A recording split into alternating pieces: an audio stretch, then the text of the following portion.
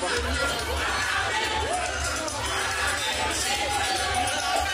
Anatolewa huko. Dogo tu.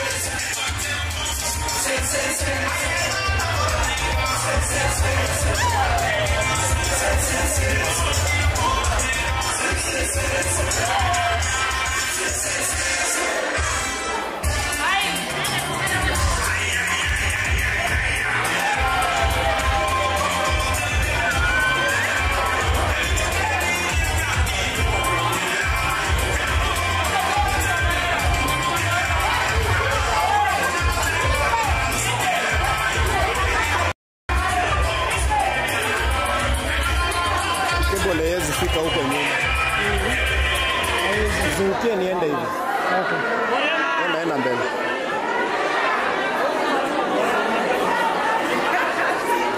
Nipitishie, nisaidie kuchukua.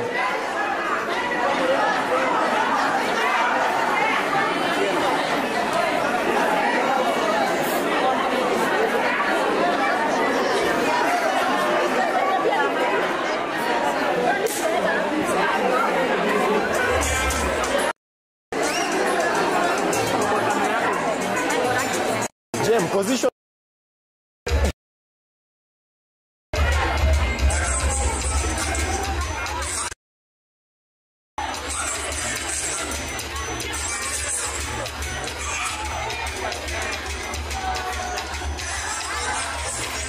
Jim, chop.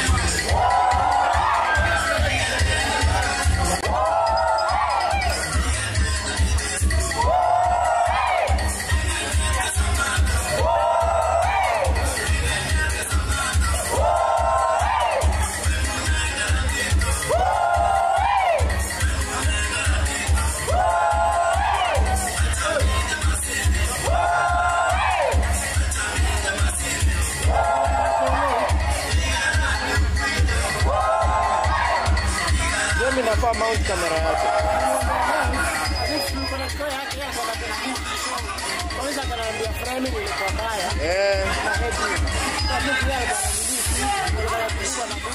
Sawa.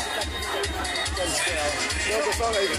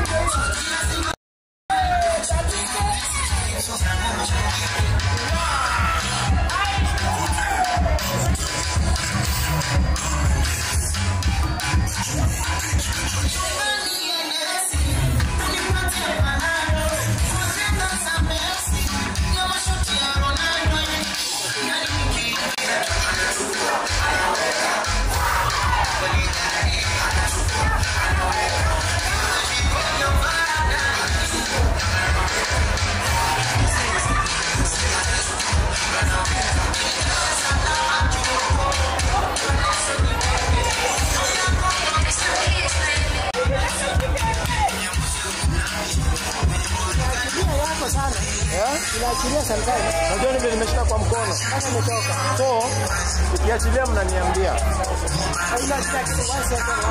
Oh, tunaishikilia na mkono.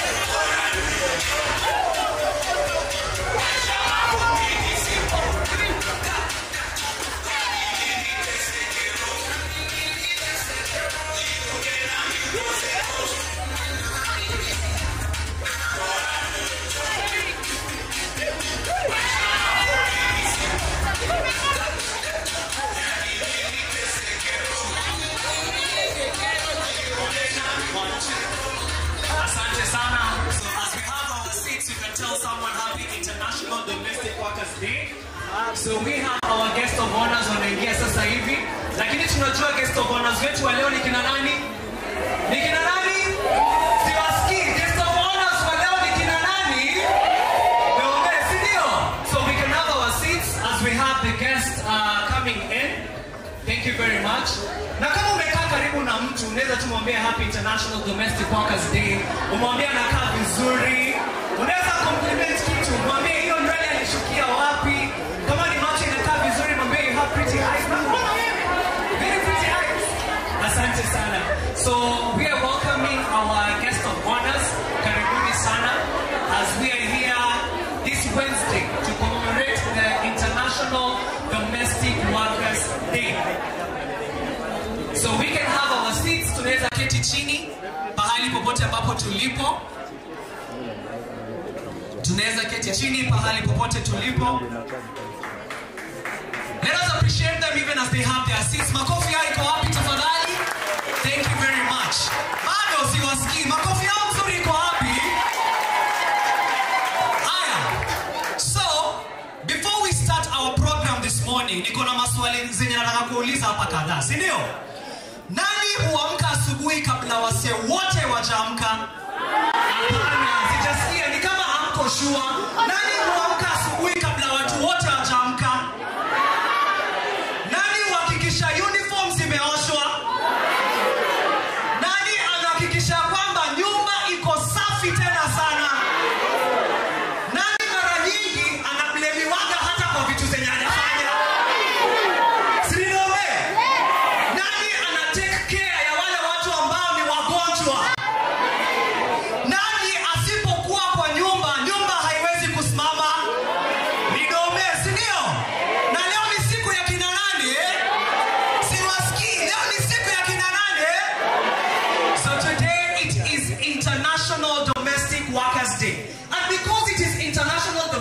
Workers Day, na tumesema ya kwamba wageni waheshimiwa wa kweli ya siku ya leo ni nani? Ambia jirani yako wewe ndio mgeni mheshimiwa wa leo. Mwambie you are the guest of honor. Mwitisha hata namba ya simu, unaweza kuwekea kitu kwa M-Pesa. You never know. Usimwone hivi hivi. Wewe ni mkubwa sana. And because of that, so DJ, nataka utupeleke mahali Nyanza. Na nataka nione hizo kiuno za domestic workers leo wetu. Pamoja nao wakubwa, please come in front here. The guest of honor, please just come in front for a minute before we start. Let us appreciate them as they stand wakikuja hapa mbele. Asante. Na nataka kina Evelyn hapa. Evelyn na bogi yako kuja hapa mbele. Makofi ya Evelyn na timu yake wakikuja hapa mbele tafadhali. Thank you very much. As Evelyn and the team comes in front, karibu sana. Thank you so much. Asante. And the rest of us, let us be upstanding just for 1 minute before we start. Najua tumehave fun asubuhi, lakini bado we want to have fun with these people. Waheshimiwa wetu, policy makers wetu, wakubwa wetu, wenye wanatuongelelea sisi kama domestic workers. Sindio? Evelyn, zile moves zenye nimeona tukifanya huko. So whatever Evelyn does and the team, we are following hizo moves sisi wote pamoja. Are we guys together? Tuko tayari? If you're happy, can I hear some noise from domestic workers? Can I hear some noise from all of us? DJ, kazi kwako.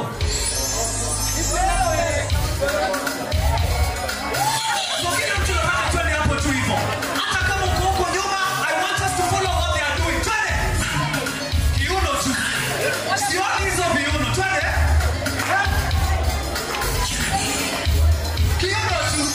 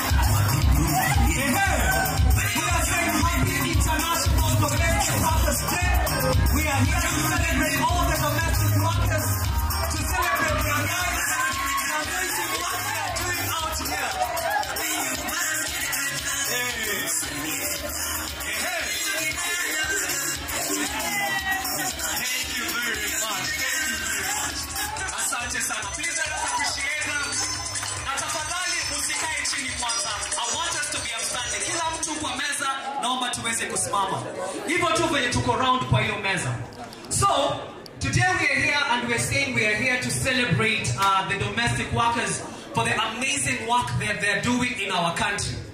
Bila domestic workers tunajua kuna kitu inaweza fanyika hii nchi. Ukweli ama uongo? Kwa sababu nyinyi ndio mmeshikilia hii economy. Bila nyinyi, bila hiyo chai kupikwa hapo asubuhi, huyo mtu hawezi enda kufanya kazi. Si ukweli?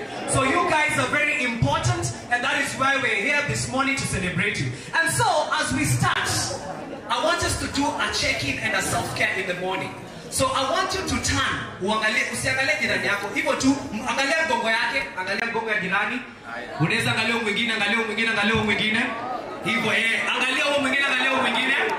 So, in the project that Oxfam has been partnering with You The Life Kenya, we've been saying that it is time to care. Sindio? And so I want you guys to care for the person who is standing in front of you. Are we together? So I want you to take your hands. Now wekele juu ya mabega yake. Just take your hands and wekele. Wekele tu hivi juu ya mabega. Wekele mkono zote mbili. Mkono zote mbili. Wekele juu ya mabega. Asante. Hivi venye hii meza imefanya. Hivi venye hii meza imefanya. Hakikisha umekelea mtu mkono hapa kwa mabega. Hakikisha umekelea mtu mkono hapa kwa mabega. Unajua, wakati mwingi as domestic workers, tunafanya kazi nyingi, lakini we never get time to care for ourselves. Si ukweli?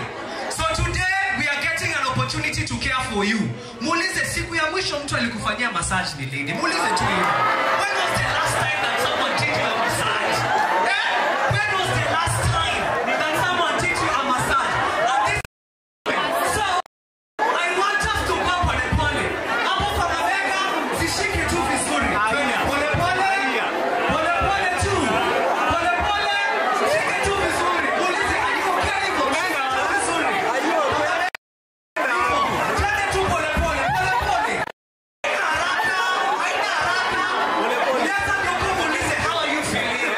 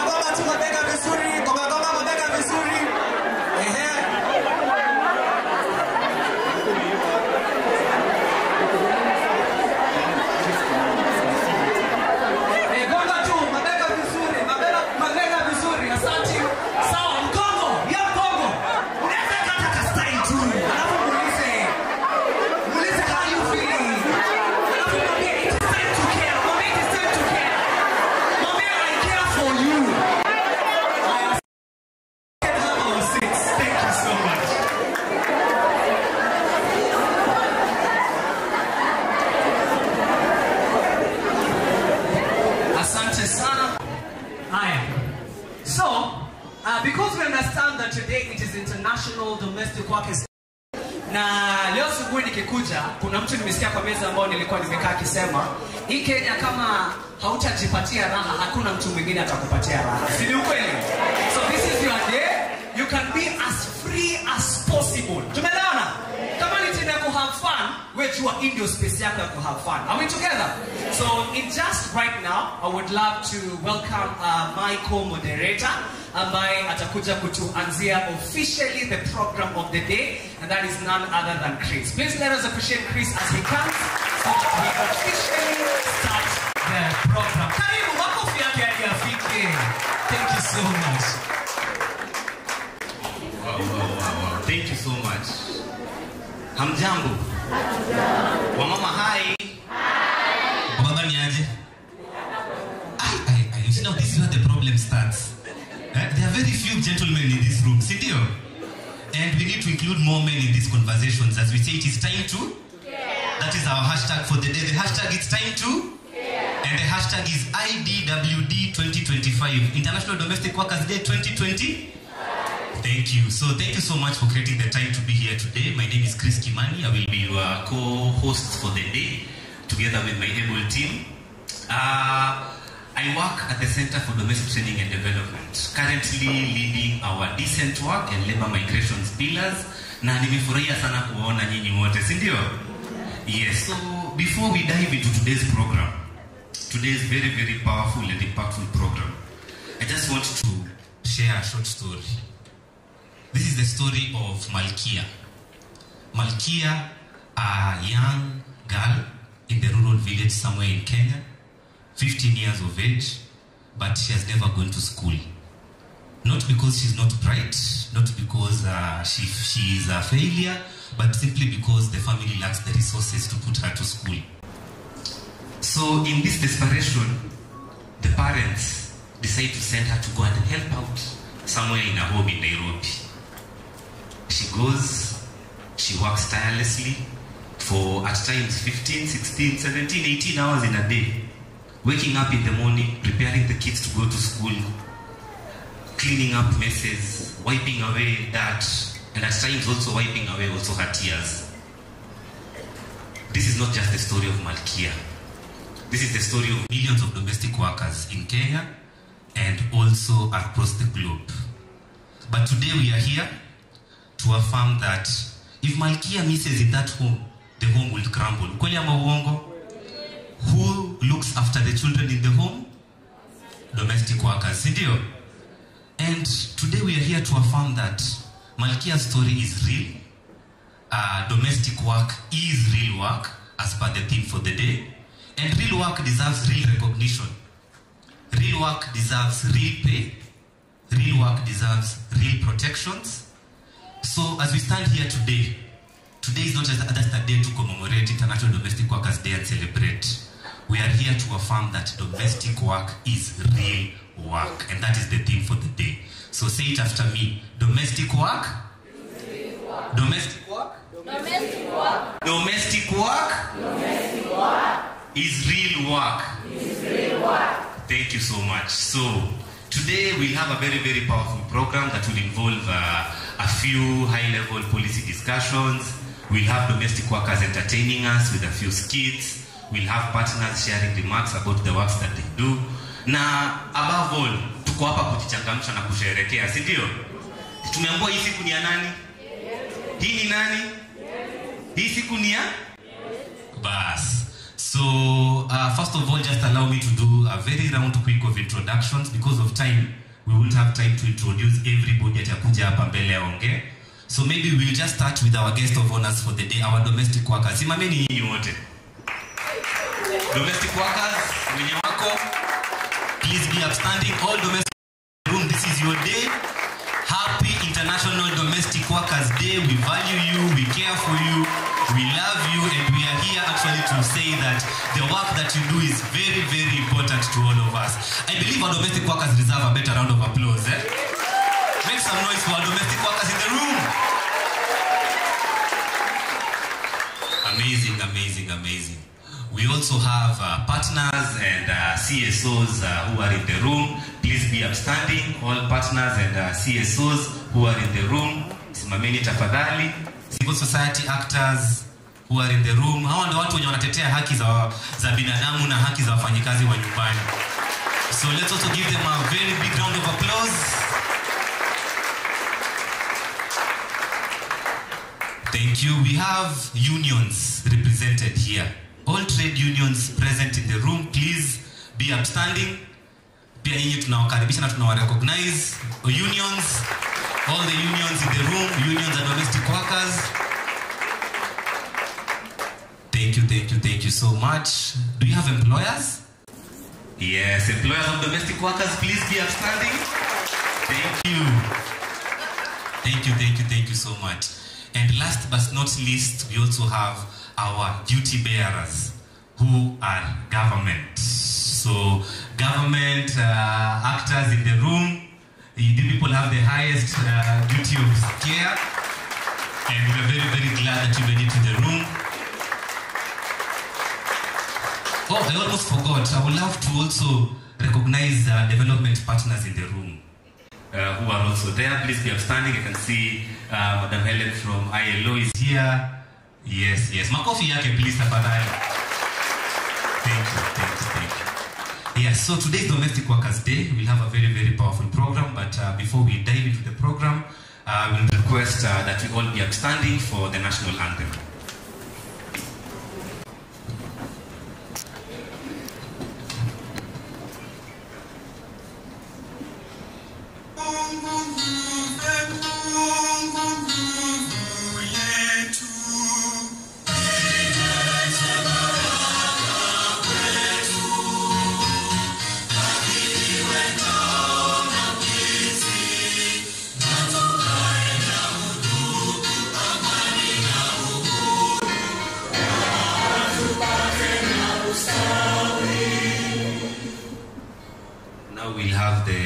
Anthem.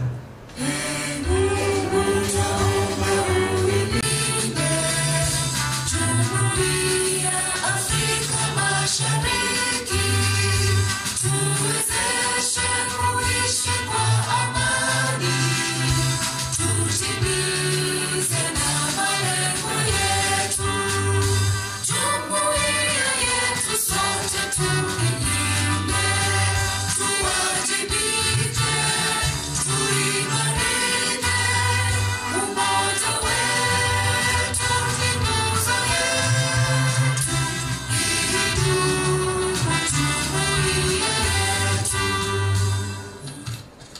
Thank you. You can be seated. So to kick us off and to start the day and the program officially, I would love to introduce a very, very powerful woman in the room. She is known as Miss Edith Morogo. She's the founder and executive director at the Center for Domestic Training and Development. She is also a 2024 Trafficking in Persons Report Hero, awarded by the U.S. Department of State last year. She's a champion against child labor, and she's also a recipient of the East African Philanthropy Network, a Lifetime Achievement Award. So let's please have a round of applause as we welcome Miss Edith Morogo.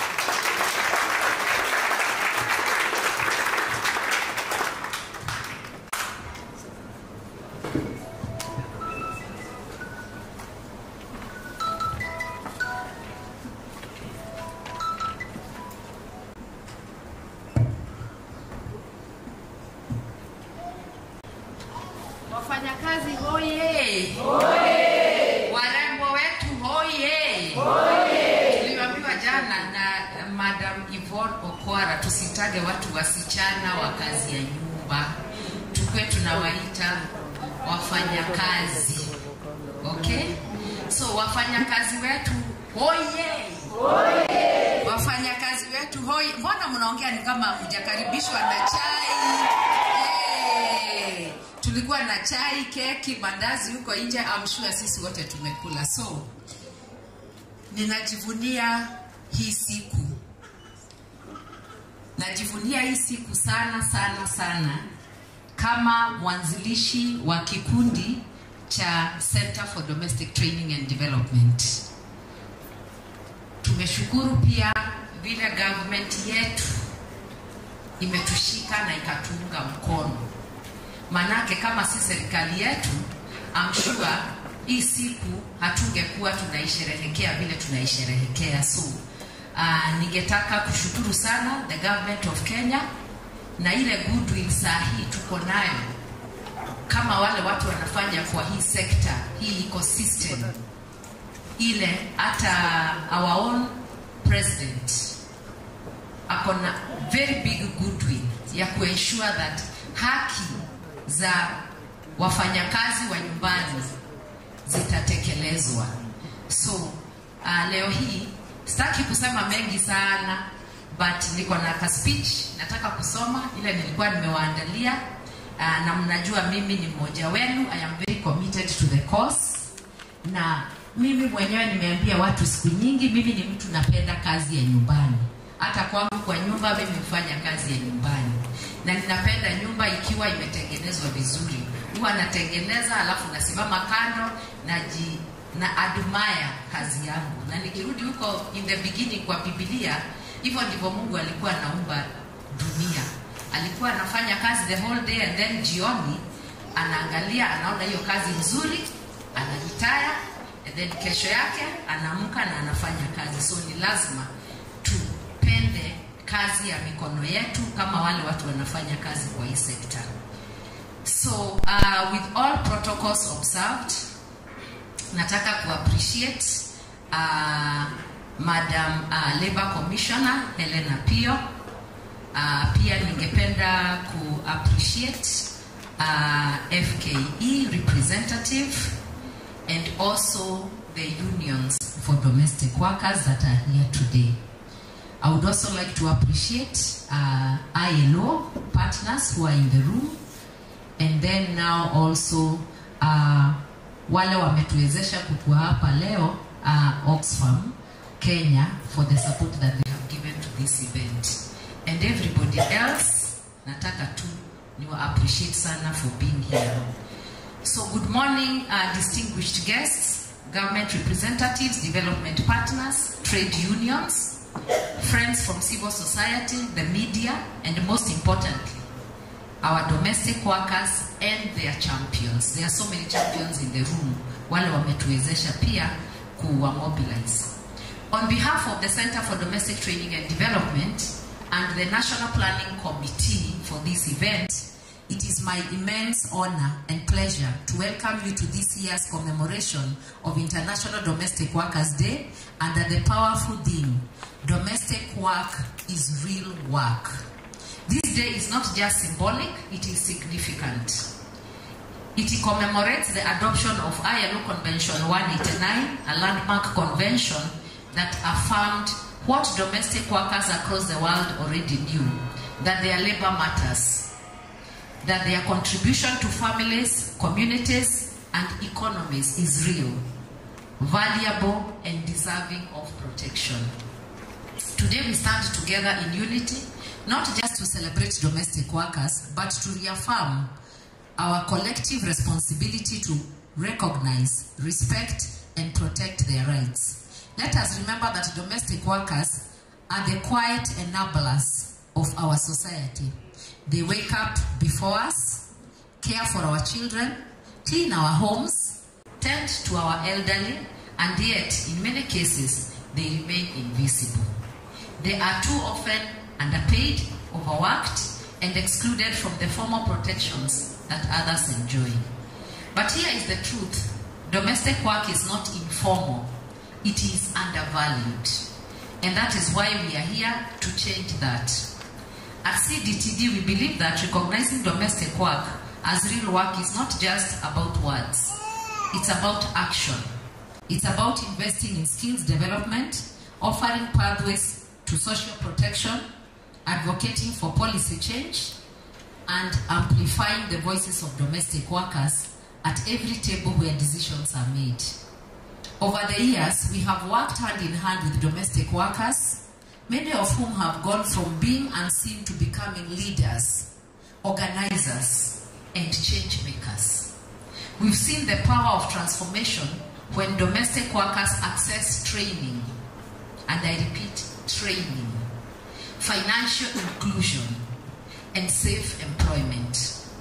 This year's celebration is also deeply special because we are witnessing renewed momentum following President William Ruto's pledge during this year's Labor Day celebrations. There's a clear political will for Kenya to ratify ILO Conventions 189 and 190.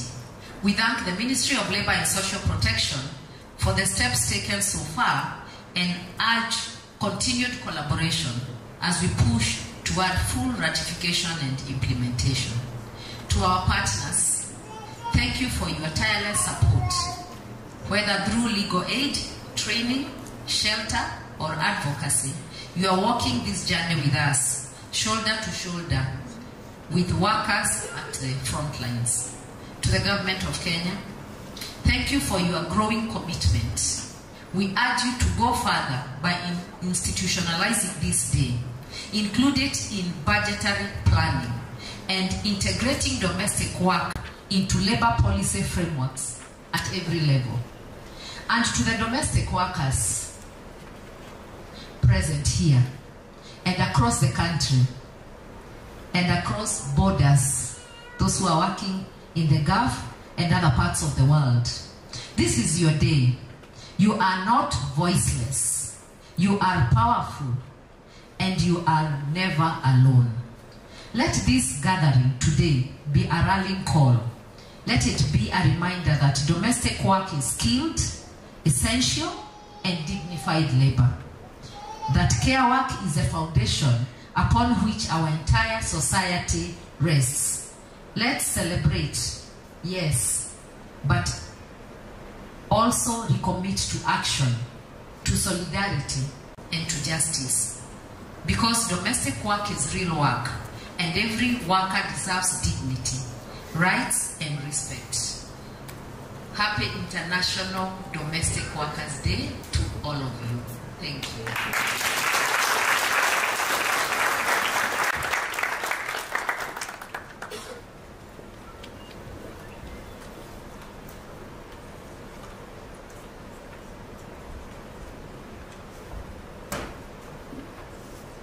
Hello everybody.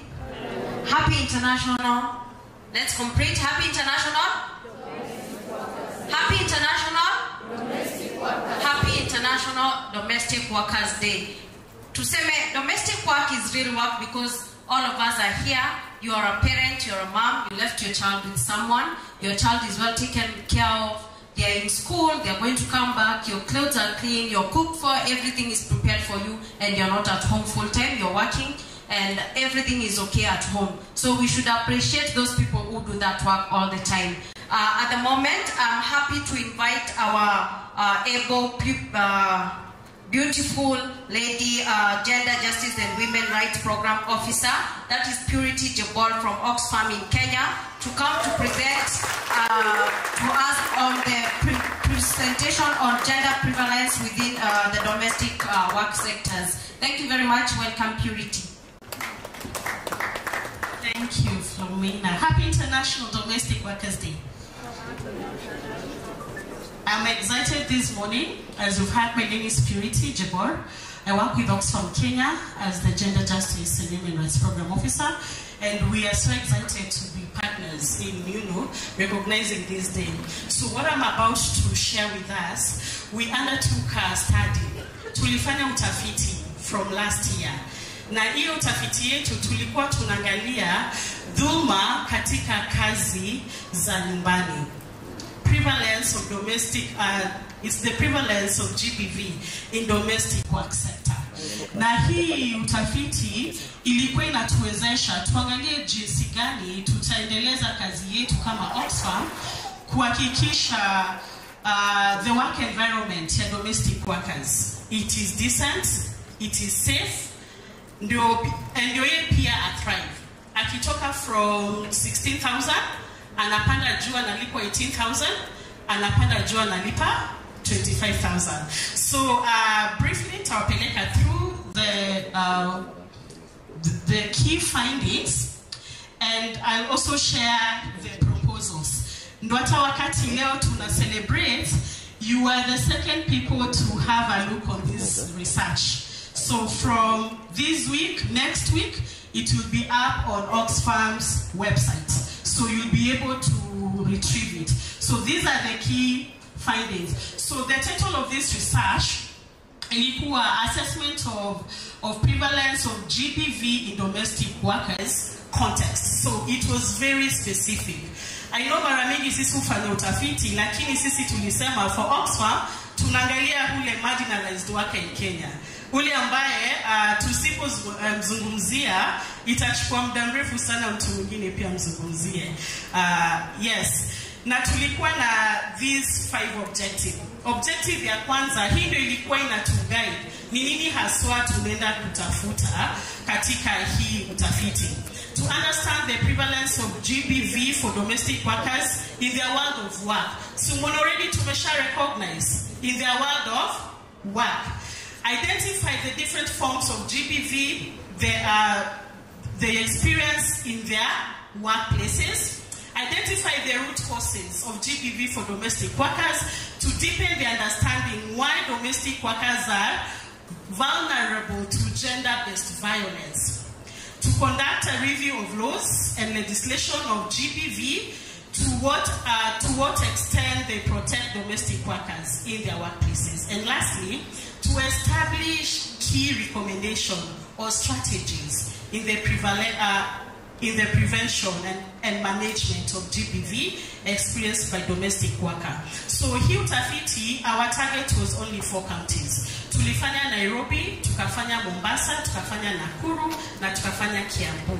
The reason why, these are the cities of Kenya.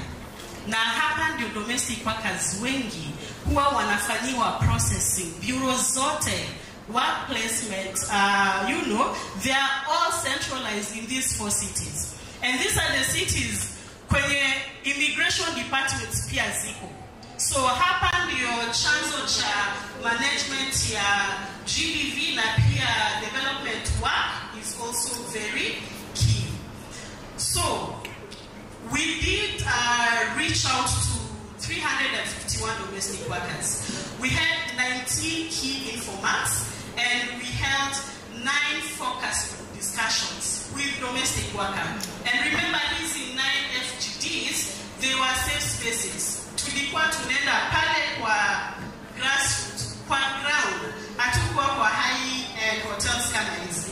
Tunaenda kwa ground, tunaangalia space yenye domestic worker anaweza zungumza bila kukuwa na uoga. So, one of the key findings for this, based on their earnings, the maneno ya pesa, sisi tunaangalia maneno ya pesa mfukoni. Na hii ndio muhimu sana hata mimi kwangu. Ni pesa ngapi hata mimi Oxfam itanilipa. Number 1, tulipata ya kwamba 59.8% of domestic workers wanalipwa between 5,000 to 10,000. 20.5% wanalipwa 10,000 to 15,000. Wangapi wanalipwa hii kategoria ya kwanza, 10 to between 5 to 10,000? Just raise up your hand. Madam Commissioner is here and she's taking notes. And this is the highest percentage. Wangapi wanalipwa between 10 to 15,000 per month? None. Wangapi wanalipwa 6.3% walisema wanalipwa between 15 to 20,000. Wangapi wanalipwa kwa hiyo category 3? 1. We only have 1. We have 2 from the domestic population today. Only 1.1% of the total respondents earn over 30,000. Wangapi wanalipwa over 30,000 hapa? Let us appreciate that employer. Tupige makofi ya employer brother. However, 9.7% wanalipwa below 5,000. Wangapi wanalipwa below 5,000? So majority tuko kwa category 1 ya between 5 to 10. So this finding indicates that most domestic workers are below the minimum wage, which is very correct. 59, uchukue 1%, uchukue 6.3% and take the 20%. The other key finding, Chris, the laptop was frozen, sorry. In terms of the form of GBV that domestic workers also shared with us, they experience 4 types of GBV that is very specific to domestic workers. And the one that was very common was emotional violence, that was at 49%. So hii inamaanisha your well-being, in terms of akili, your mental well-being, it is not okay. And this is very threatening. Kwa maana ukikuwa na domestic worker ambaye hako sawa, ako na emotional issues, na unamwacha kwa nyumba, anahandle watoto nyumbani. It means that we are actually engaging people who need medical attention as service provider. Economic violence was at 28.5, also very key. Na hii unaangalia maneno ya minimum wage, anachelewesha pia kupatiwa pesa, and something anapatiwa pia in installment. So kama ni 16,000, anapatiwa tarehe moja, anapatiwa 5,000, after 2 weeks huyo employer anamwambia nitakupatia another 5,000. By the time mwezi inaisha, unapatiwa in bits. So huyu domestic worker hana opportunity ya kulipa hata SHA, haizi hata jifanyia maendeleo, cause hiyo pesa inakaa in bits. The other category is the sexual violence that was coming at 13.7. And I think this is what we are really concerned, because hatujui wakati inafanyika what channels or what referral pathways ambayo huyu domestic worker huwa anafollow. And lastly was on the physical violence, kuchapwa vizuri na mkono, which is very sad, and it was at 8%. In terms of the perpetrators of GBV, the findings established that 59.9% was from wives of the employers. So the females in those households are the main perpetrators of GBV, of all forms of GBV. Na hii inaonyesha even in terms of ni yeye ndio the contact person na huyu domestic worker, because of our cultural practices. Tunasema kazi za nyumbani ni kazi za wasichana na kina mama.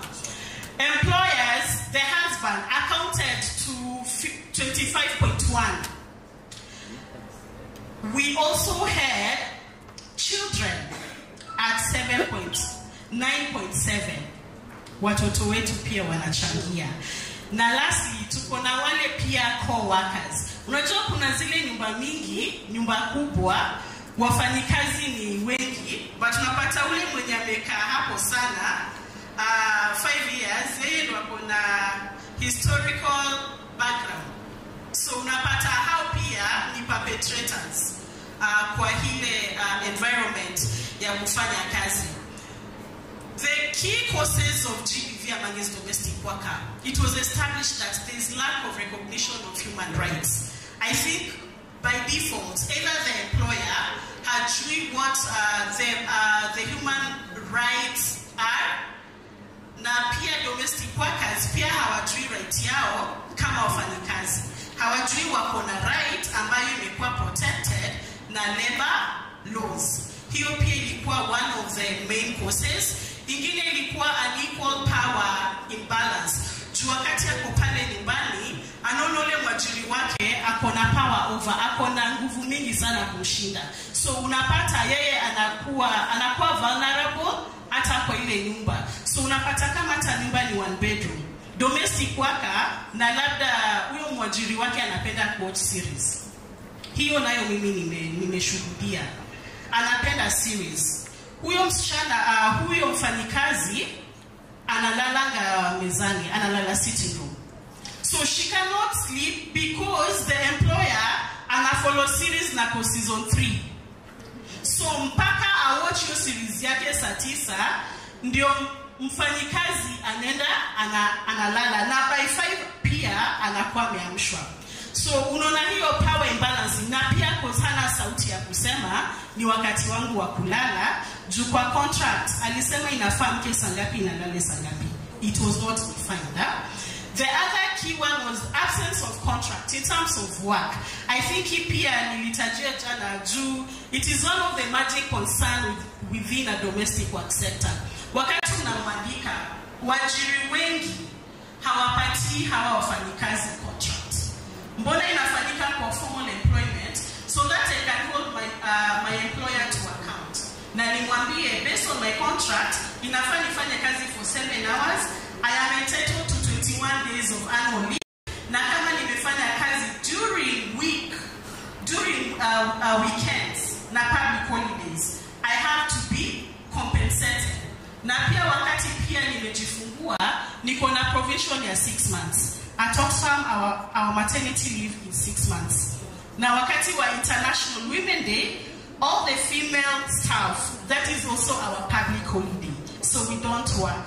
And if it happens that, of course, you are part of the national celebration, we have to be compensated. So we take a day off.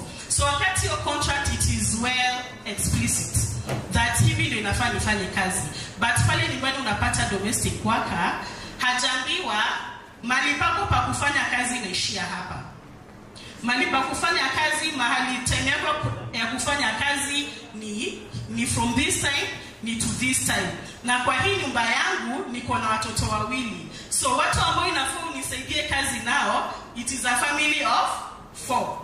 But wakati tuko na long holiday, Wakenya I think public holiday ni time ya sherehe. Ishike. But wewe unaleta, your relatives comes to visit and the domestic worker don't go for that public holiday. What happens? Number 1, you have expanded the scope of work. Umemongezea watu wa kuwafanyia kazi because your sisters are visited. She's also going to prepare more food. Instead of ya portion ya watu 4, anatengeneza portion ya watu 8. That was not part of the initial engagement.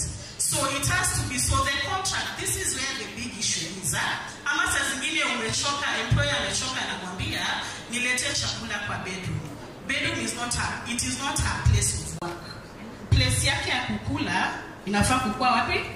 Mezani. And lastly, it is the cultural acceptance of violence, unfortunately. We are African and Africa is our business. What does our social cultural norm say about violence? So because tumeshakuwa nurtured, we've been socialized That is why as Oxfam, data is at the core of our work, because we want to break these barriers. We want to shift this narrative that in the world today, hakuna mtu ambaye anakaa yeye ndio anafanya kazi yote na yeye ndio hata akipigwa ama hata akiraise voice inakuwa concern. And lastly, it's the apathy by union and employment agencies in advancing for domestic workers' rights. Ukiangalia website yetu, hii report, once it goes up, you will read more about this. The place of the work, the role of employers, and and the agencies. Because there were even some very, very sad narratives that were even shared with us. Mtaipata kwa hiyo detailed report. Risk factors to GBV for domestic workers. We have economic factor. Juu wakati imefanyika na umefuta kazi, maneno yake ya pesa imeisha. We have the law awareness of domestic workers' rights, weak and legal protection, enforcement mechanism. And I think this is what we are exposed to. Saa zingine ukienda airport, when you're checking in very early at 3 or even at 2, unapata domestic workers are leaving the country. Unajua saa zingine mimi ukaa nasikia ni kama nitamwambia Sizi, please come. Let us talk before you check in.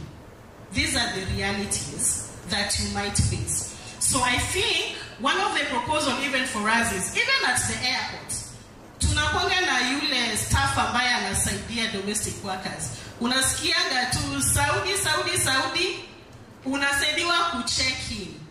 But do we have someone who actually tell them about the realities, the culture at the airport? No, by the time she's actually boarding, nimeshaambiwa na nimejua na ninajua hizi ndio the likeliness of me encountering this. Then we also have the low participation in trade unions and collective bargaining. Yesterday you mentioned about finance bill. What was the place of the trade union? Even we as the domestic work stakeholders. Last week I was taking through my colleagues in office on the household items that over the years, the last 3 years, I track zimebadilika. And hii ndio chanzo hata ya GBV nyumbani. When you go home today, the type of tea leaves you use. I used to use 2, but nowadays I'm saizi natumia 40 bags kwa chai ya vikombe mbili. It means the quality has reduced and the quantity has also gone down. So I have increased my quantity, and that is extra money. So wakati huyo domestic worker umenunua majani leo, after wiki moja nakwambia majani imeisha.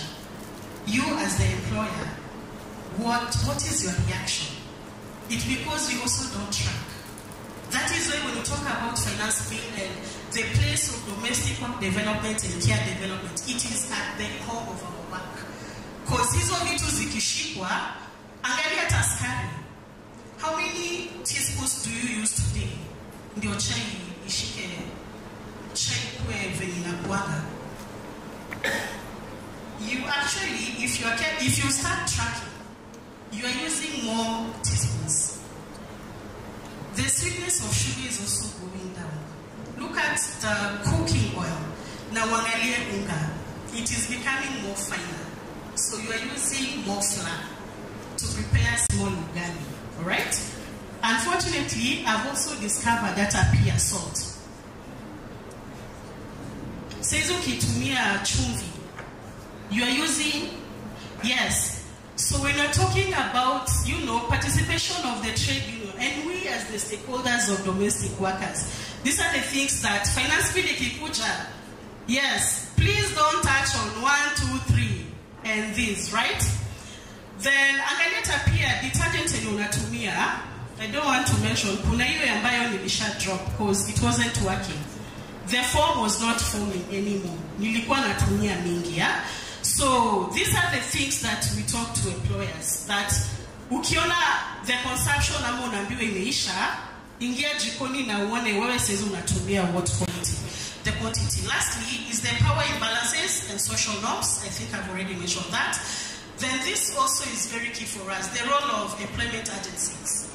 in GBV. And you know, when the contract is not working, the process did not work, it also exposes domestic workers to this type of GBV. And there was one quote that I picked that was really speaking out.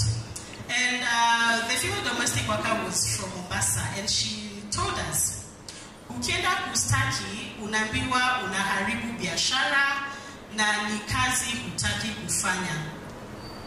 When you start raising your voice on some of the issues that you are facing. In terms of effect of GBV domestic workers perspective, psychological was actually number one. And you remember the other data that mental health was, emotional abuse was actually leading. So it is actually speaking and very correct, psychological well-being. So we are having domestic workers who are actually patients in our house. But we don't see that, and you can see the repercussion that is happening in our home. The social economic effect came number two, the physical and emotional now came last. Domestic worker perspective in terms of reporting GBV. We wanted to understand. I know we have that national GBV referral pathways that all of us know, but what happens to domestic worker? You know, number one, she doesn't even understand her rights. You know, it's very sad. And 70.5% of domestic workers did not report GBV experience in their line of work. The reason they gave include, and this is a very high number. So they're living, but they're working in destruction. And unfortunately, you might be the employer or the household where the eruption might happen. 36 say that they fear losing their job. 19% they fear retaliation. Wakati umeshtaki, then employer analeta zake pia. And you know, because of power, employer atasikizwa haraka because anajua ni ofisi gani inafaa ile ya kwanza, but domestic worker jui ni ofisi gani inafaa ile ya kwanza. Fear of not being believed. You guys are just dramatic. Ni wetu utafanya kazi, you know. And those were kind of words that they were telling us. Wanaogopa kusema, nobody is going to believe them. The lack of trust in authorities. Ata nikipiga ripoti, what will happen? So afadhali ninyamaze, then we end up having people working in destruction. We have people who actually need medical attention. And the last percentage is lack of awareness of options in terms of reporting. So in terms of the GBV referral pathways, if it doesn't work, if I talk to my employer at Ananiski, is there a plan B that I can also engage in? Awareness of labor rights, this was also critical for us, because if 70 indicates that they cannot report, then do they even know their right? Because at the end of the day, these are citizens, and these are workers. So 74.9 of the respondents were aware of their rights, while 25.1 were not aware. And they also told us how or who made them aware of these rights. Then the highest percentage was from the CSOs, awareness and education campaigns like the one we are doing here. We also have family and friends. I don't know this kind of conversation at the family level. We have informal channels. Online squeeze utapata anything. So it's upon you to filter and see it and see what is actually correct. The last and not least, the fifth objective for us was on the key recommendation based on this research to strengthen the legal protections and reform for domestic workers. And here we are talking about everyone. The mandate of the ministry, the mandate of the employment agency, the mandate we as the CSOs, the key stakeholders in this sector. Strengthen awareness, education, and integration of life skills programs targeting domestic workers. Because yesterday we were challenged about the language. Tunatumia tu Kizungu tupu. But how sure are we Kizungu yetu domestic workers pia will understand that? Tukisema ratification, very big word. What does it mean to them? Roll out behavior change campaigns is an intervention on domestic workers' rights, like the one we've been running the whole week. We've been having a series of engagements in marking this day. Provide or strengthen immediate support and referral services and linkages. Strengthen GBV data and information management system for domestic workers. When you try even to be very specific to data on local domestic workers, it is difficult to even get. We have those that are just quoted from the ILO. We have the ministry also just giving us some data.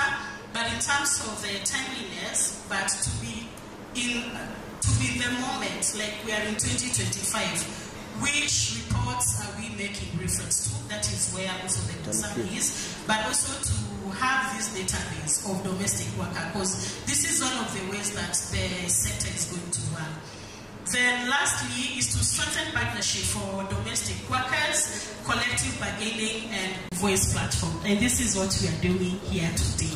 We will not have held this event as Oxfam, but where is the place of CBTD, you know, the Freedom Fund, ILO, that we can do so much when we work together. We can bring all the insufficient resources that we have that will make impact to our work. And I think for me, our call today is just to re-emphasize what had already been shared, and our way forward is just to ratify this convention, because this is the only way that the findings of this report will not be quoted again, because government has ensured that the mechanism and the safeguards have been put in place. Thank you.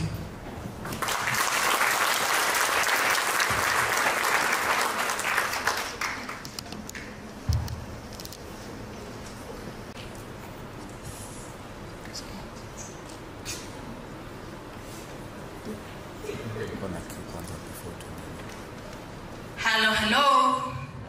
Hello, hello. Domestic work is? Domestic work is? So we have, thank you very much, Purity, for the well-detailed data that you've given unto us. I hope that we may capture key too. I hope you've captured something, and that data is very key for you to be able to champion for whoever you're championing for, and for the domestic work to be precise. Thank you very much, and we appreciate that detailed information. Now we're going to welcome our CSOs and partners who have really made this possible for us, and we'll start with Youth Alive Kenya, Rama Isa. Clap for her till she gets to the stage. Clap for her till she gets to the stage. Let's clap till she gets to the stage.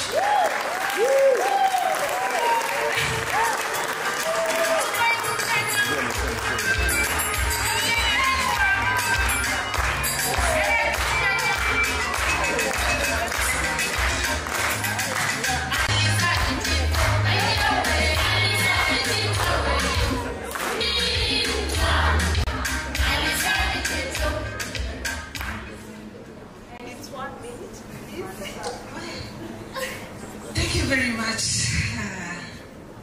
the organizers, for this call. Indeed, I was expecting to have Lawrence speak on behalf of Youth Alive, but I'll be able to do that. Habari zenyu. Happy International Domestic Workers Day. My name is Rahma Isa.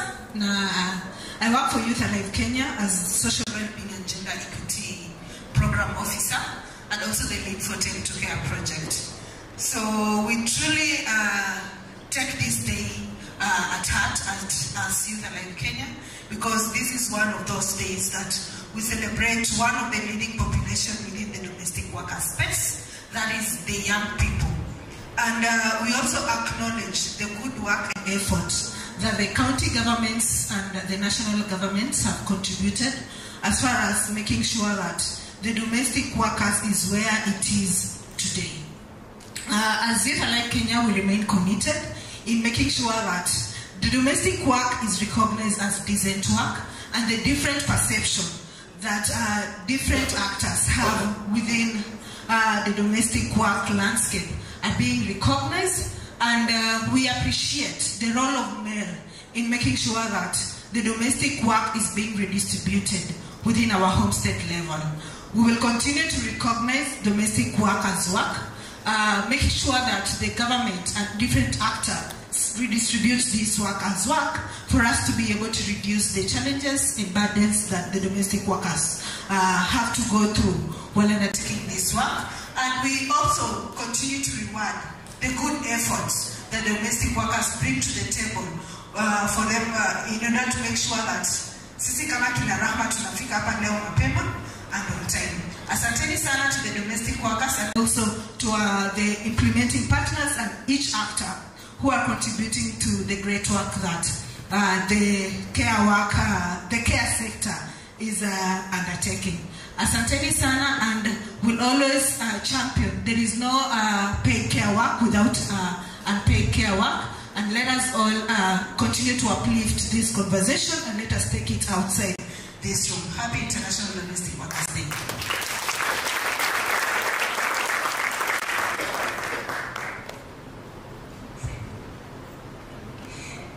Thank you very much for that. Next, let's have Global Justice Kenya. Please, let's make it 1 minute.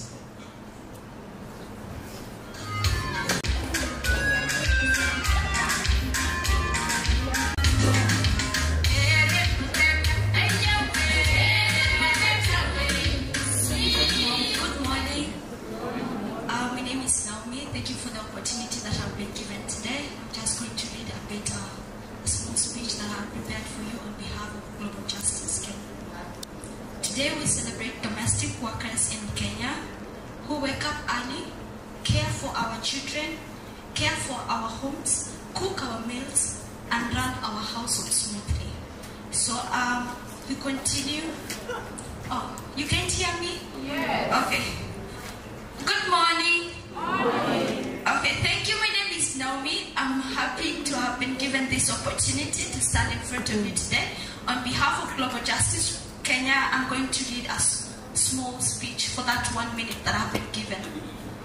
Today we celebrate domestic workers in Kenya, the women who wake up early, care for our children, clean our homes, cook our meals, and run our households smoothly.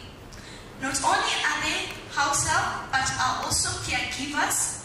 They are our protectors and in many ways the heartbeat of our homes. Despite the efforts, many domestic workers continue to work for long hours, receive low, and they are ill-treated. That is why today we support ILO Convention 189, which says domestic work deserves fair pay, decent work conditions, respect, and protection, just like any other worker. As Global Justice Kenya, we stand with domestic workers every day. We listen to their stories, we help them access justice when they are abused, and we fight for policies that protect their rights.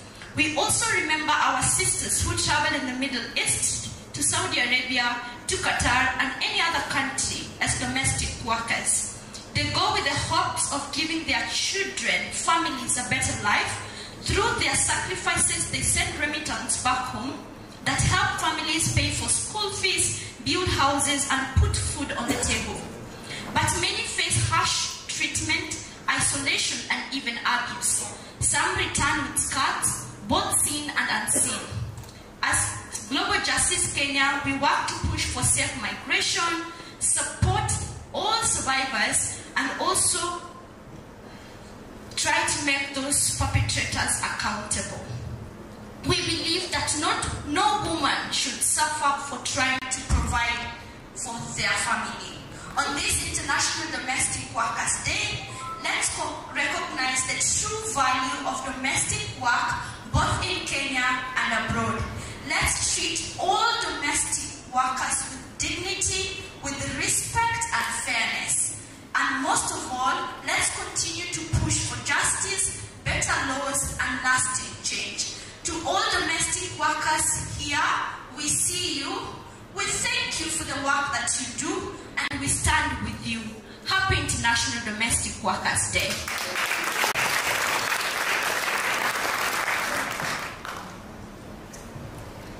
Thank you very much. Domestic workers, we see you, we hear you, and we are here to advocate for you. Next, let's have Channel 9 Kenya.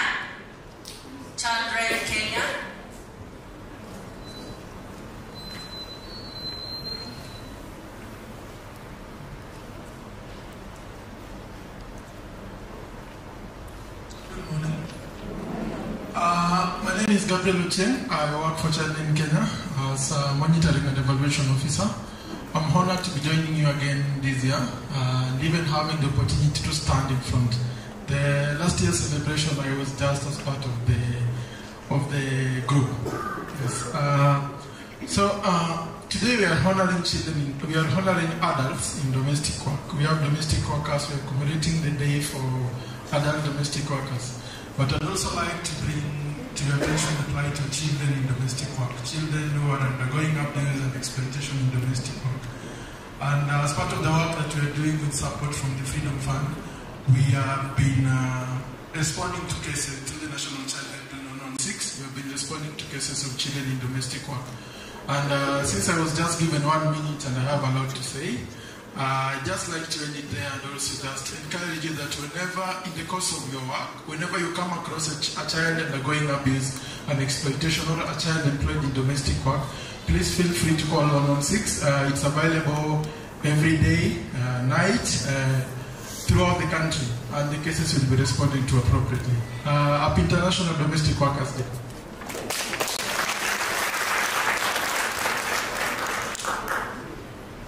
Thank you very much, Ochieng. Thank you. Let's welcome AIC. AIC.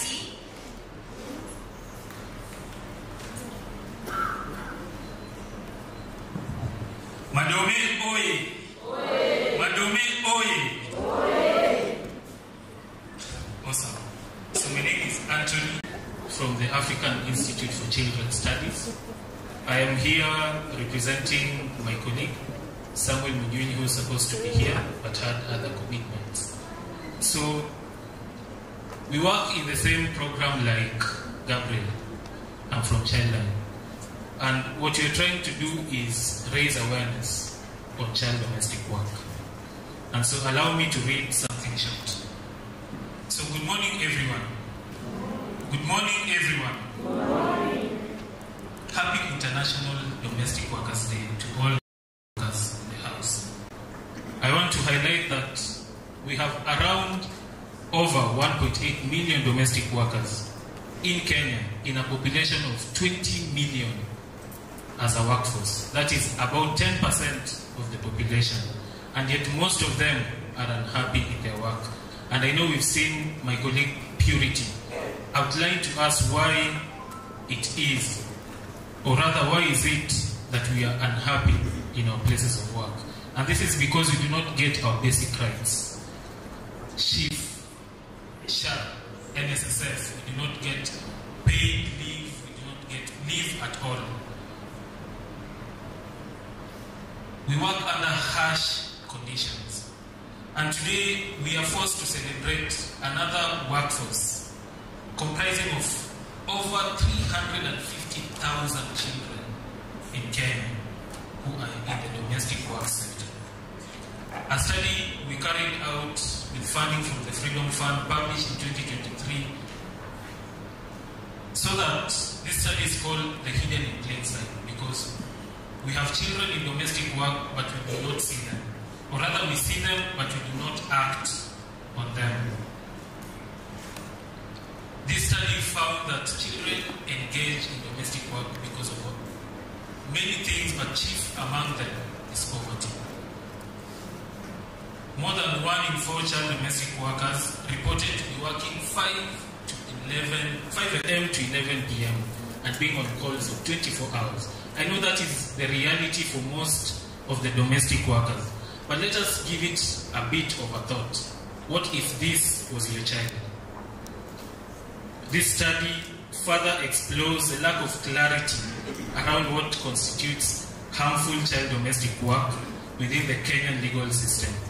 I know my colleague Makori from the State Department for Labor, Child Labor Division will tell me that there are a list of light work that cannot be done by children, you know. But every one of these child does beyond what is they are supposed to do as children because they're domestic workers. And so everything that I'm saying needs to stop, but it needs to start with us each and every single day.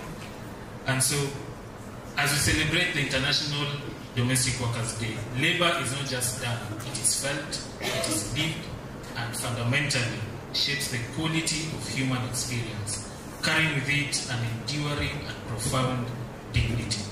Domestic work is real work. And the big question today is, what do we need to do to make this a reality for all these domestic workers in this room and beyond today? To all domestic workers, feel appreciated, feel respected, feel loved. Happy Domestic Workers Day. Thank you very much.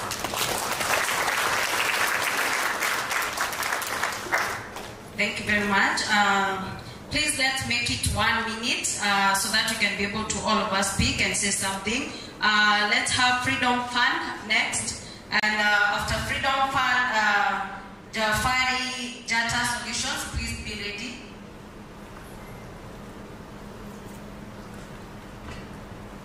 Good morning. Let me stand here so that I make it 1 minute. My name is Job Manani. I work at the Freedom Fund. The Freedom Fund is a collective fund. Sometimes I struggle to say whether we are a CSO or a development partner, but then we are a collective fund that is working across the world to address modern slavery issues. But in Kenya, Ethiopia, Nigeria, and part of Uganda, one of the things tunafanya ni address exploitation of children in domestic work.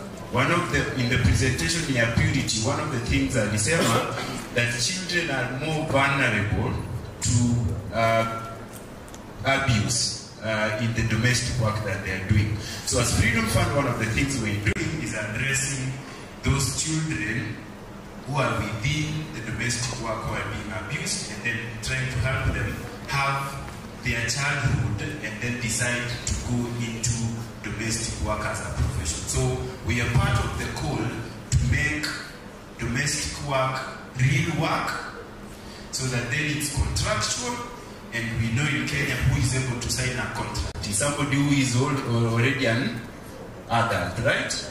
Can a 12-year-old sign a contract? Or a 10-year-old? So those are children who we think should be in school until that age that they are able to do the work and join the real workforce, which is part of the domestic work. So on this International Domestic Workers Day, I want also to call you, the chief guests who are the domestic workers, to be the champions to protect that space. And when you identify children who are being abused within that space that you are working, then help us help those children to come out of that kind of exploitation. Asanteni sana, and happy International Domestic Workers Day. Thank you very much.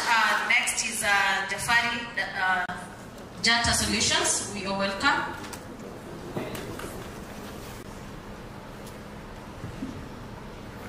Good morning. Nanisikia? I'll just read something small. I have 1 minute. I'm Rachel from Jafari Jata Solution, where we advocate for a safer, informed migration experience. It is an honor to stand here today, surrounded by true champions of dignity and resilience. Domestic workers, oye! Oye! Domestic workers, oye! Oye! Oye! And fellow civil society organizations working tirelessly in the spaces of labor rights and safe migration. At Jafari Jata Solution, we are deeply humbled to be part of this gathering. We don't take for granted the privilege of working alongside you in this journey of protecting, empowering, and uplifting our domestic workers. Today, on International Domestic Workers Day, we celebrate not just work, but dignified work. We believe that domestic work is real work. It is skilled, it is essential, it is powerful, and it must be protected, respected, and fairly rewarded. We also echo the global call for the ratification of the ILO Convention 189 and 190. Every domestic worker deserves fair pay, safe conditions, social protection, and respect. To the domestic workers here today, we see your strength, we hear your stories, and we honor your contribution. To the organizations here, may our collaboration remain bold and relentless. And to all of us, let's never forget that domestic work is not just labor, it is life-giving, it is essential, and it is powerful. Thank you. Thank you very much. Thank you. Let's welcome Equida.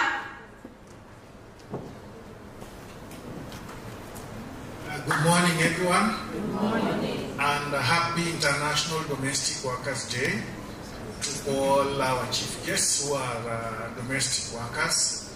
My name is Geoffrey. I work with Equidem.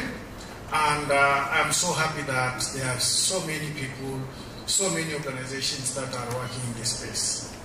Equidem equally does this, and we are an organization, human rights, but more labor aligned, labor rights aligned, and we work in this space. And maybe if you have time, just have a minute, you can go to our website, find our recent report which we launched about Kenya, Uganda, and Ethiopian workers who went to work in the UAE and Saudi Arabia. We have a next phase of that project, which will definitely now involve you as rights holders. So we are looking forward to have even other partners to come and help us create awareness and advocacy around that work. What I would say is that, as you saw just a week and a half ago, this year's IMC reaffirmed the need to make this job for domestic workers decent. So I guess it's a long way to go, but we will definitely be there. So I'll just ask you to continue and remain united, because there is strength in unity. Otherwise, if we are not united because we are working under the same space, then it will be a tall order to make these things happen. Otherwise, thank you so much, and once again, congratulations. Thank you very much to all our CSOs and partners. We really appreciate your presence and your partnership. Actually, there have been so many members who have been collaborating and partnering for this to happen. I would request all members of the National Planning chairs, that is chaired by Mr. Macaulay and Chris Kimani, to stand up. We appreciate you. Please, all members of the National Planning team, committee team, please stand. Mr. Macaulay and Chris Kimani, we appreciate you. Feel seen and feel heard. I now hand over to Mr. Chidima to welcome our entertainment guest. Okay, thank you very much. Please let us appreciate all the CSOs that we've had. So these are amazing people who are doing amazing work which is bila wao tunajua hakuna vitu nyingi sana zingekuwa zinafanya nini zinafanyika. And because today we say that it is the day for domestic workers, once again appreciate them. If you're sitting to a domestic worker, even if kama yeye si domestic worker, we had like even our mom here, she told us like one of the things that she does in the morning, lazima afanye kazi ya nyumba, si ndio? Mwambie unafanya kazi safi tena safi. Mwambie you are doing a remarkable and amazing work. See you. So now, right about now, I want us to go to another interesting phase. And I'd like to change gear kidogo. See you. And before we change that gear, there is a question that I have for you. Mimi ni mrefu wakati ambapo I am young. Mimi ni mrefu nikiwa young. Na mimi ni mfupi wakati ambapo mimi ni mzee. Mimi ni mfupi wakati ambapo mimi ni mzee. Mimi ni nani?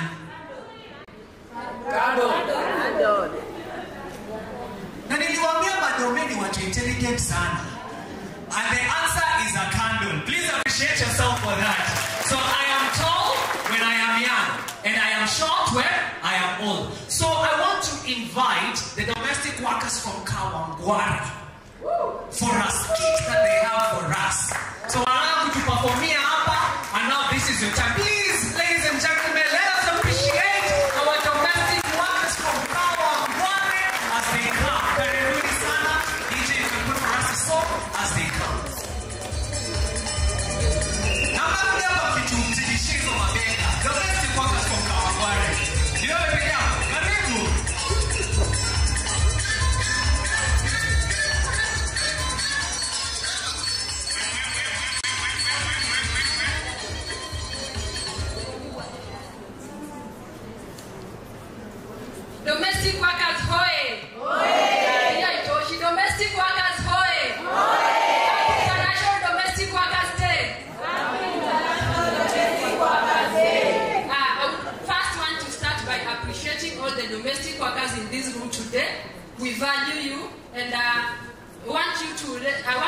we want to let you know that you are the unsung heroes of our homes.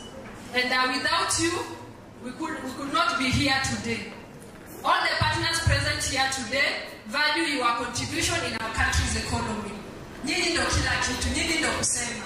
Kwa hivyo tunawaappreciate sana na tunawapenda na tutazidi kuwa support whenever you need our support. Yes. I want to just give a brief introduction about the domestic workers from Kawangware. So, my name is Yvonne Akinyi from Center for Domestic Training and Development. And CDTD, we work along domestic workers. And we work with domestic workers from the undisturbed community, from the very local communities. And we work under a structure known as community hubs. These are hubs based in the informal settlement, whereby we self-organize domestic workers for collective actions. We bring together the domestic workers and we train them. We train them on a course known as home care management course. And after the training, that's where it doesn't end there. We even match them with employers. We place them. And we do not only place them, but we consider minimum salary wage. We also do follow-ups after we place domestic workers. Whenever there is abuse, whenever there is a domestic workers in distress, we try our level best and come to their aid. So today, let's just appreciate these domestic workers. Let us make them feel valued and appreciated. And in this hub, we have 10 hubs in the informal settlement.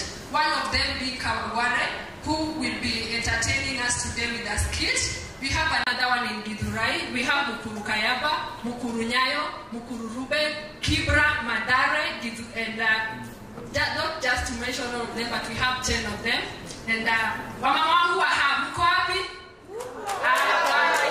Mama Wangu Wahab, Muko Happy? And I would like to welcome the Kawangware domestic workers. The skit was actually written by one of them.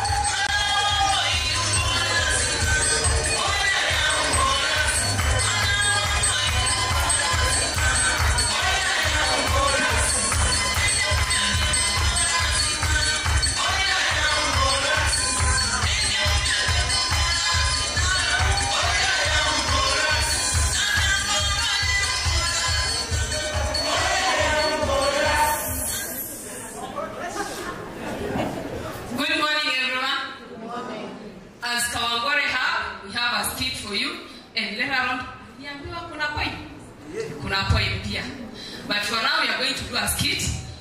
Here is the skit, in short, in brief. The skit's title is Behind the Closed Doors.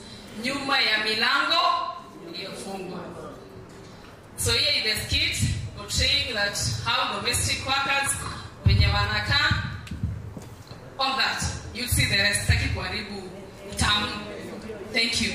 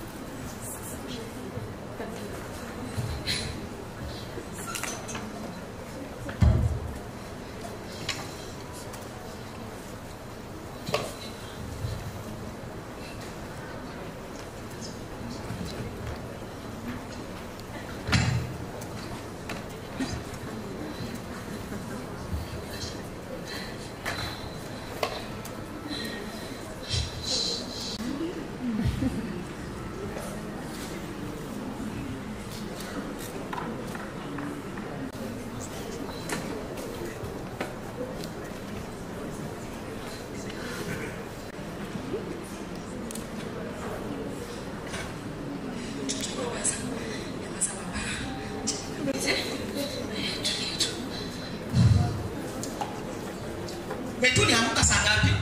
Mama Brian, niliamka saa 11 asubuhi. Kwani hujamaliza kazi?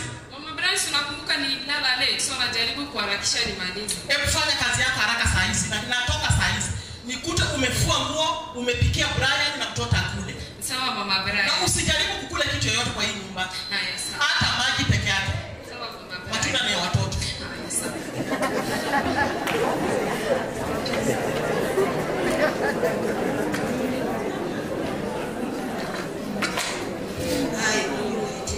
Hapana baba Brian. Hapana baba Brian, mimi sitaki mambo sasa, mimi sitaki kabisa. Mimi sitaki baba Brian, mimi sitaki baba Brian. Baba Brian sitaki hapana. Baba Brian nimeishia kazi cha kimaliza kazi.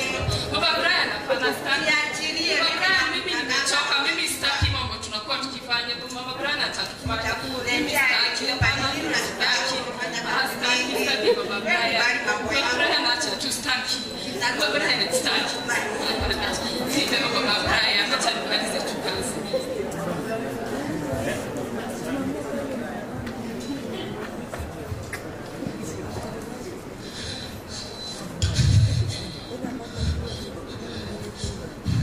Sasa mrembo. Mbona unaniogopa? Mimi pia nifanye kazi kama wewe. Mimi kutoka nikuje huku, sijaona mtu, siwezi ongea na mtu, nakaa tu kwa nyumba, nafanyishwa kazi dadangu, hata kukula ni shida. Sasa hivi unaona niko na mtoto, hata siwezi fanya kitu. Hata nikienda kujaribu kukula hivi, hata ni shida. Pole sana Metri. Najua kuna haki za wafanyikazi wa nyumbani. Kwa hivyo, hii issue yako lazima utafute washiriki wa wafanyikazi wa nyumbani usikusaidie. Hufai kunyanyaswa, hufai kudhulumiwa kwa namna yoyote. Umesikia? Sasa mimi nitasaidika tena hata sipewi off, siwezi hata toka. Nitakusaidia juu mimi niko hapa kukusaidia. Utatafuta mzee wa mtaa atakusaidia. Haya, asante. Uko sure atanisaidia ukweli? Atakusaidia usikue na hofu. Nimekaa kwa hiyo nyumba kutoka nikuje tutengeneze ushago. Nimekaa kwa hiyo nyumba sioni hata mshahara, sasa hivi miaka 2 silipwi, sioni hata na watu wa kwetu. Ni vizuri nimekutana na wewe ndio shida zako zipate kusuluhishwa, usikue na hofu. Alafu wajini baba wewe nyumba kila saa anashinda vitu akinitongoza nikinama kwa kazi yangu nikisoma sasa mimi nitafanyaje? Mimi kitu nimechoka. Kwambia aje watu kulia masikio bana. Mzee anakutaka. Mimi sitaki mtu yenye unajua baba Brian akitupata sunu na naweza mimi sitaki ati. Kubali hizo shida zote zitaisha. Utalipwa na mshahara. Mimi naye sitaki mtu. Niko na mtoto mdogo mimi nataka tu ngoja mtu wangu asije kama wanatukana wazazi wangu pesa. Mimi hata sijui nitapata kusaidika tuke kwa hii nyumba. Usikubali mawaidha ya huyu anakupotosha. Imagine mama Brian akipata na baba Brian. Nini cha hapo? Ni maisha yako itakuwa karibu. Umesikia? Twende na wewe kwa haki za wafanyikazi wa nyumbani watakusaidia. Sawa, wacha nimalize kama mama Brian atakuja hapo karibu kurudi. Sawa.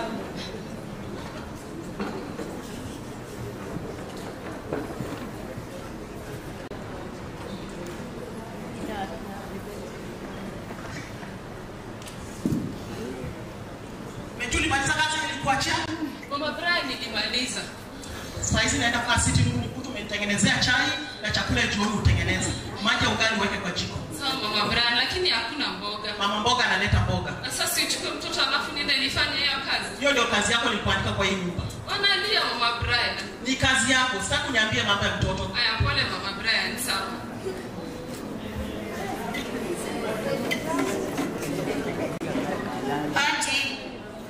Ati wenye nyumba. Kwani wewe tu sikimu utakigonga mlango, umekalia masikio hapa ni nini? Mama Brian nilikuwa nalalisha mtoto niende niangalie, acha nikimbie nikaangalie. Oi, majirani, wenye nyumba nisaidie. Nisaidie wenye nyumba. Majirani, wani kwa hii naona wenye nyumba. Ameanguka. Kwani ameanguka tena? Kwani ameanguka tena? Mimi sana nataka kufanya kazi yangu, amuka, hebu amuka nipigie. Nimesema nasikia amuka. Amuka, kuta maji, leta maji, msichana wa kazi.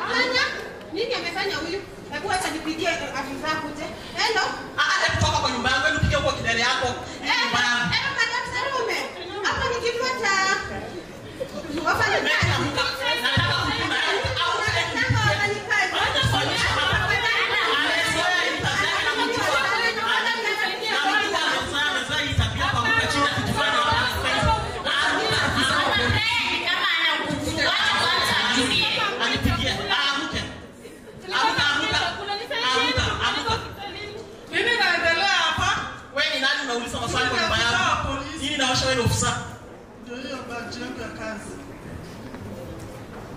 Wewe ni nani na unafanya nini hapa? Ofisa, mimi ni mama mboga, naleteanga mama Brian mboga. Harakati wa kuleta mboga nilipisha mlango. Wakati mfanyakazi akikuja kufungua mlango niliona tu anaanguka. Ndio nikakimbia kuuliza mama Brian nini inaendelea. Kuitanisha majirani wakuja wanisaidie. Ni hiyo tu ndio nimeona ofisa. Nisaidie, ni mama Brian nisaidie. Mbona kama analemewa? Nimekuja hapa, nimepata watu wakipiga nduru. Ni nini kinachoendelea mahali hapa? Nauliza, mama, ni nini? Hapa ni kwa nani? Hapa ni kwangu. Hapa ni kwako. Na huyu msichana ninaona amekaa hivi, ako mnyonge sana. Hata sioni akipumua vizuri. Ni nini ambayo imetendeka? Ni nini imetendeka na huyu msichana? Ni nini mbaya? Na huyu msichana anaitwa nani? Huyu msichana anaitwa nani? Tusaidie maji ya kunywa, nieleze jina yake.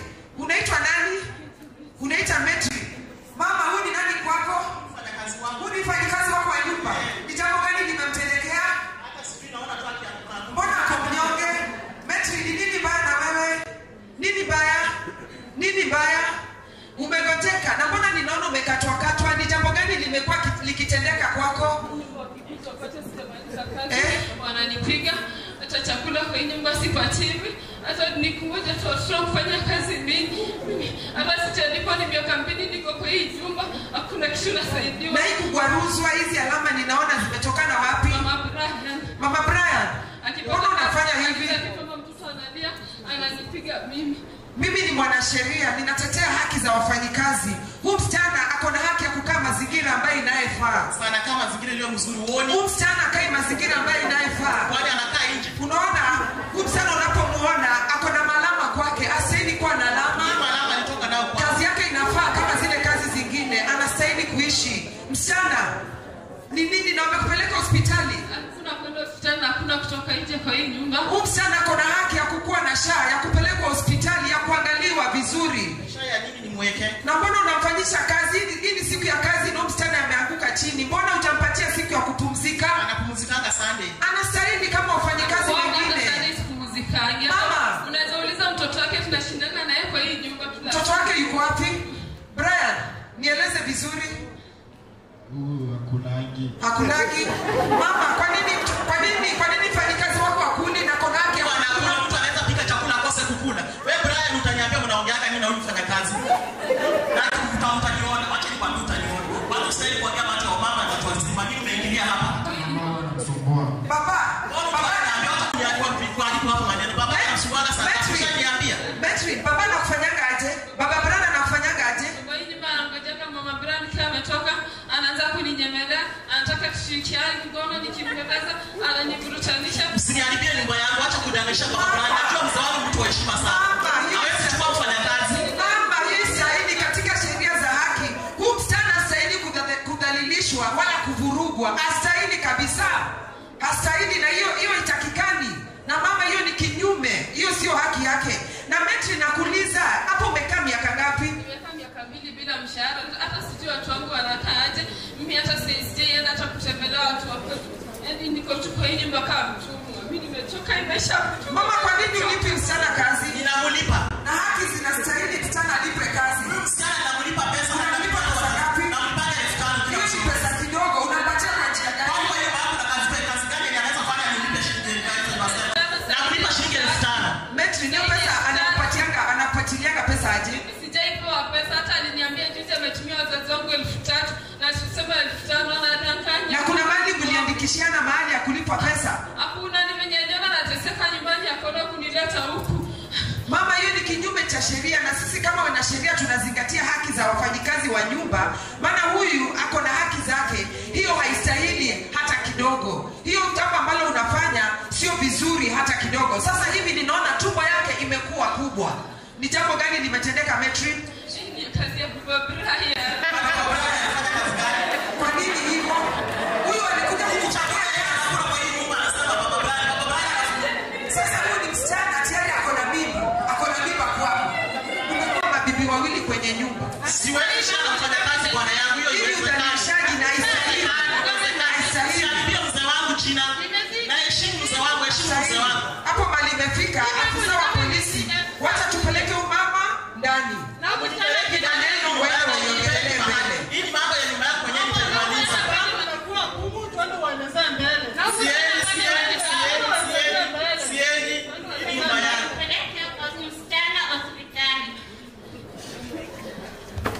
Notify ILO C189 and C190. Domestic workers, oye!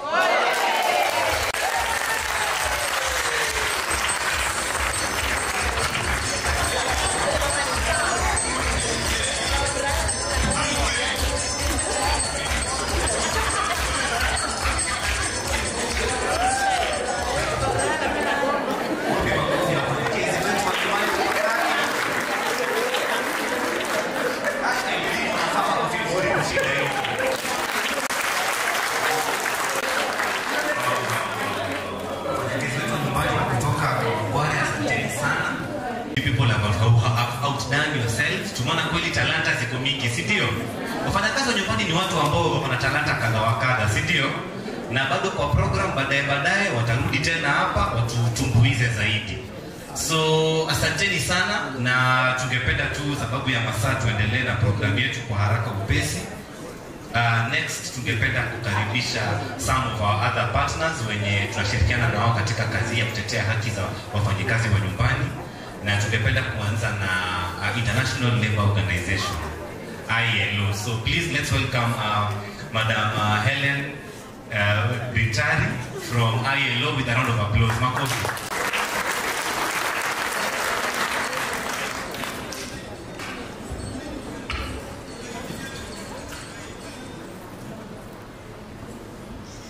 So much. Happy International Domestic Workers Day. Happy International Domestic Workers Day. Thank you. Domestic work pays, and domestic work is real work. Our Labour Commissioner, Madam Helen Apio, guiding us very well today and always. Thank you so much. And the Ministry of Labour colleagues that are here today, I want to recognize you. The employers, FKE, the trade unions representatives that are here, CDTD, Edith, and your very able team. Thank you so much for this very good work. Oxfam, thank you for the report and for the data that you have shared. Indeed, we cannot do work that is credible if we do not have data, if we do not have actual data. And so thank you so much for that up-to-date data. All the CSOs and partners that are represented here, the media, our esteemed guests and hosts today, the domestic workers, the champions, and the friends of our domestic workers, distinguished guests, ladies and gentlemen, good morning. Good morning. Good morning. Good morning. I hope I have not left anyone out in that. My name is Helen Rintari. I come from the International Labour Organization from a project called ACCEL.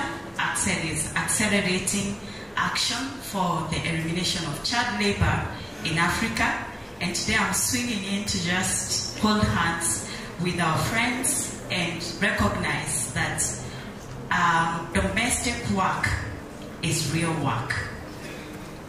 Let me start by acknowledging the Labour Commissioner and the team that went to Citizen TV yesterday. I had the privilege of watching that. You did a good job. You represented us, and the world today in Kenya is aware of today and is aware of the work that is being done. You did a good job. Well done. Thank you so much. It is a great honor and privilege for me to join you today in commemorating this World Day, International Domestic Workers Day, a day that brings into focus the often invisible yet deeply essential work done by millions of domestic work around the world, including here in Kenya. Today, we do more than celebrate. We reflect, we acknowledge, and I hope that at some point we commit to things that must be done to improve our domestic work and workers. Across the globe, domestic workers, most of whom are women, play a crucial role in supporting households, caring for children, the elderly, the disabled, and enabling other sectors of the economy to function. Like someone said, we wake up, we wear our clothes, and we go to work. And in our work, we say we are building the nation. But can we build it if our homes are not taken care of? So today we recognize the work that you do. In Kenya, thousands of families are dependent on domestic workers every single day. Yet, despite their vital contribution, domestic workers remain among the most vulnerable segments of the labor force. They often face low wages, lack contracts, like it has been talked about. They work for very long hours. They face harassment. They are limited to access to social protection, even OSH. This is occupational safety and health. And in the worst cases, domestic work is a gateway to labor exploitation, to trafficking, and at times to the worst forms of child labor. Because we must face it, today we are talking about domestic work for adults, but as our very able speakers before me have said, that we, a lot of time, have children working in this sector. And this becomes a level of the worst form of child labor. In 2011, the International Labour Organization adopted the Convention number 189 on decent work for domestic workers. This landmark convention recognizes domestic workers' rights to the same protection as other workers: fair wages, rest days, social security, and protection from abuse. To date, around the world, over 35 countries have ratified this convention. Kenya, unfortunately, has not yet ratified C-189. And this remains a critical gap in our legal and policy framework. But I must pause and say, I know the conversations that are happening in the Ministry of Labor with our workers and with our employers. And so we just will not stop there and say you haven't. I know there is conversations, and we want to urge you to accelerate these conversations. Because the absence of this ratification continues to limit visibility, recognition, and the legal protection of domestic workers in our country. It also weakens enforcement of labor rights and hinders progress towards ending exploitative practices. These practices will include child labor and include labor trafficking, both of which are intertwined with informal domestic work. Maybe while we are here, we need to talk and define really child labor. We also need to properly define trafficking so that we know if you're removed from your village to the next village to the city against your will, if your rights are not protected, then you've been trafficked. If you're a child, you're under child labor, and it is not right. The ILO, alongside the government ministries, the trade unions, the employer organizations, and civil society actors, has played a very instrumental role in building awareness, strengthening capabilities, and we want to thank the Ministry of Labor for having quite a number of regulations and trainings, but CDT for bringing them to life and taking them close to people, and all the other CSOs that have been here before me, and promoting decent work for domestic workers in Kenya. Initiatives such as training program, policy dialogues like what we have today, and efforts to formalize domestic work have moved the agenda forward. The ILO has also supported platforms that elevate domestic workers' voice and help build stronger institutions for enforcement and advocacy. Friends and our esteemed guests, the Labor Commissioner, what more can be done? Because we've talked, we've done so much, we've come a long way. Being here is a long, long way that we have come. But what more can we do? The first thing I think is visibility and recognition. Domestic workers must be recognized, not just as workers, not as servants, not as helpers, but workers with rights, with dignity, and workers with a voice.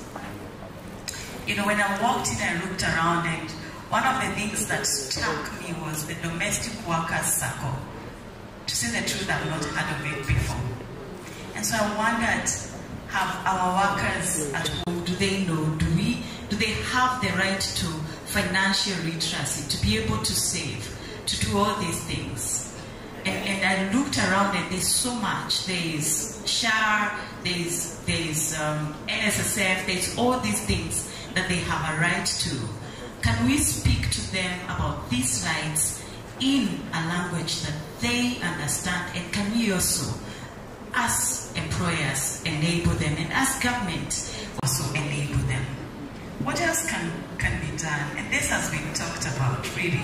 Ratification of Convention 189. And while we are at it, we should also ratify C-190.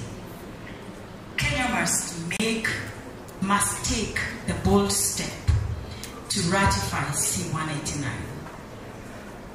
Our domestic workers from Kawangware, thank you so much for very well illustrating what happens behind the closed doors of our homes. It might not be all of us, yes. Thank you for very well showing us what happens behind our closed doors. And sometimes we look, we empathize. But these are our houses. We as employers, these are our houses. And what has just been shown here are houses of people that we also know. Sometimes our own houses. So ratification of Convention 189 is not an option. It will strengthen legal protection, improve policy coherence, and it is a very, very clear signal of our nation's commitment to ending abuse and exploitation in this sector. It is not an option for us. What else can we do? Enforcement and accountability. Laws and policies are only as strong as they are enforced. We must strengthen labor inspection, ensure contracts are issued. If there must be, let's have just a contract that sits somewhere that people are able to download, so that we are not having to, go redraft and make it hard.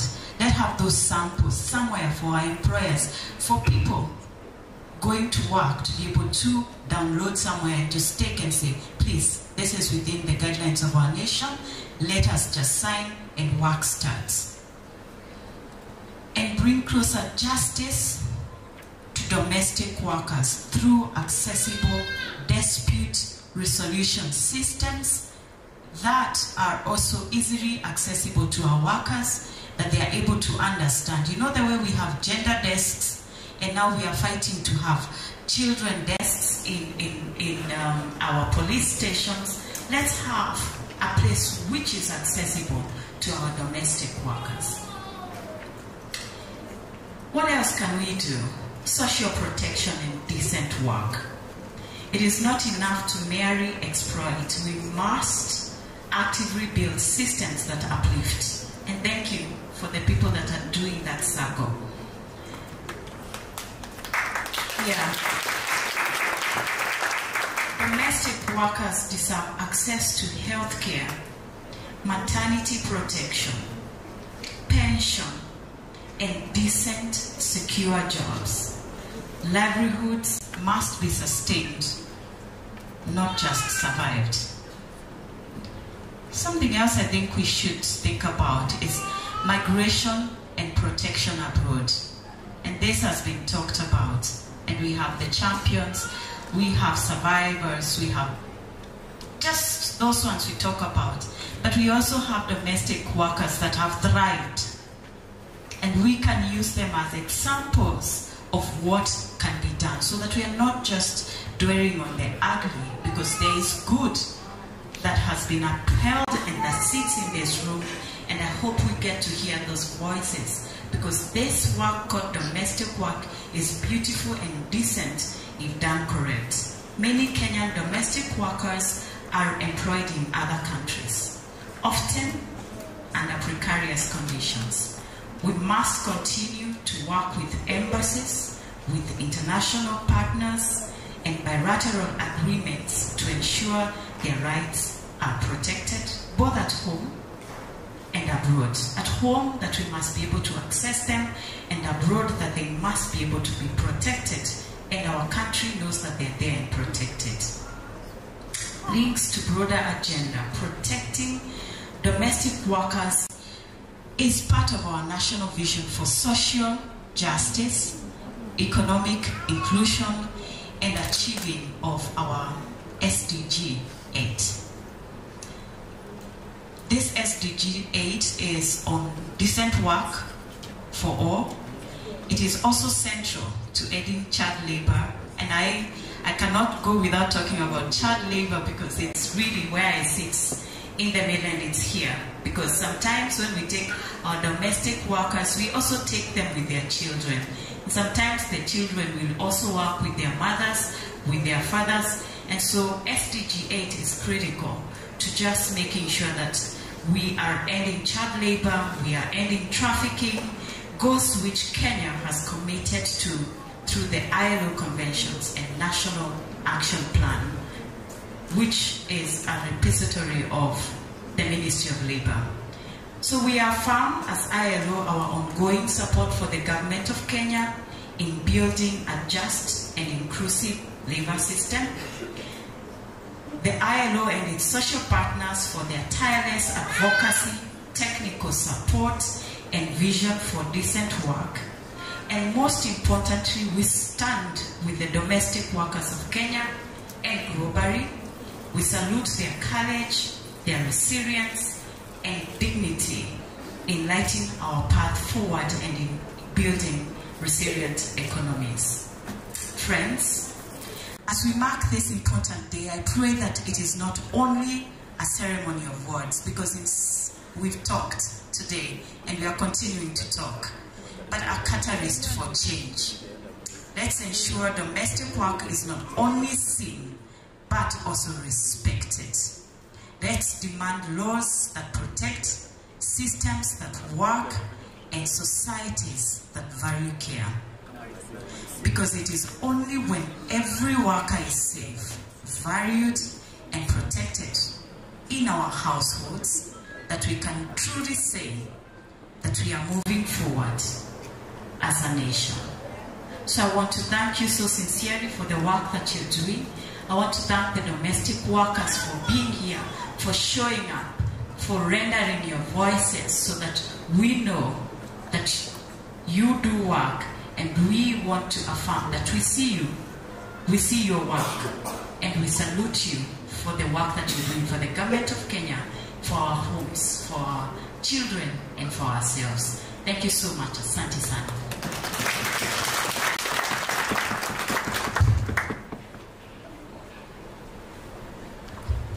Let's give Madam Helen a round of applause. Thank you so much. So very, very quickly, because of the interest of time, I also want to recognize a few partners who came in late. These are our social partners. Do we have Kotu in the room? Kotu, please stand up and wave if you're here. If not, then we'll move on very, very swiftly to Sheila Obiayo from the Federation of Kenyan Employers, FKE. Let's welcome her with a round of applause.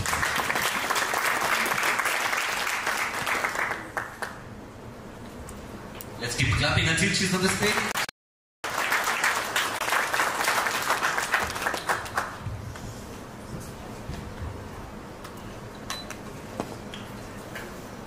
The Labour Commissioner, Mrs. Helen Apio, representative from ILO, Madam Helen, the union representatives present, CDTD,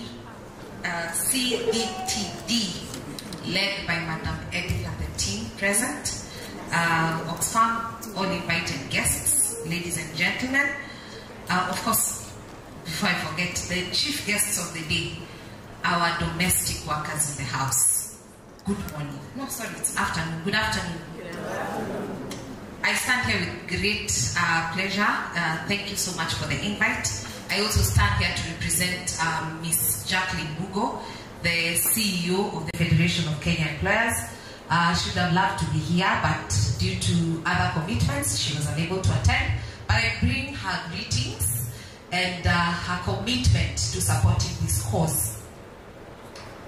Today, as we gather here today to commemorate the International Domestic Workers Day, we come together not only to celebrate this, the invaluable contribution of the domestic workers in our households, but we come together to affirm our collective responsibility to ensure rights, dignity and protection for those who care for us. As we've heard from very many speakers from morning, they are actually the silent engine that run our homes.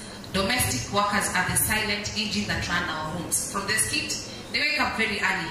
I would leave for work and leave my domestic worker, trying to piece things together back home.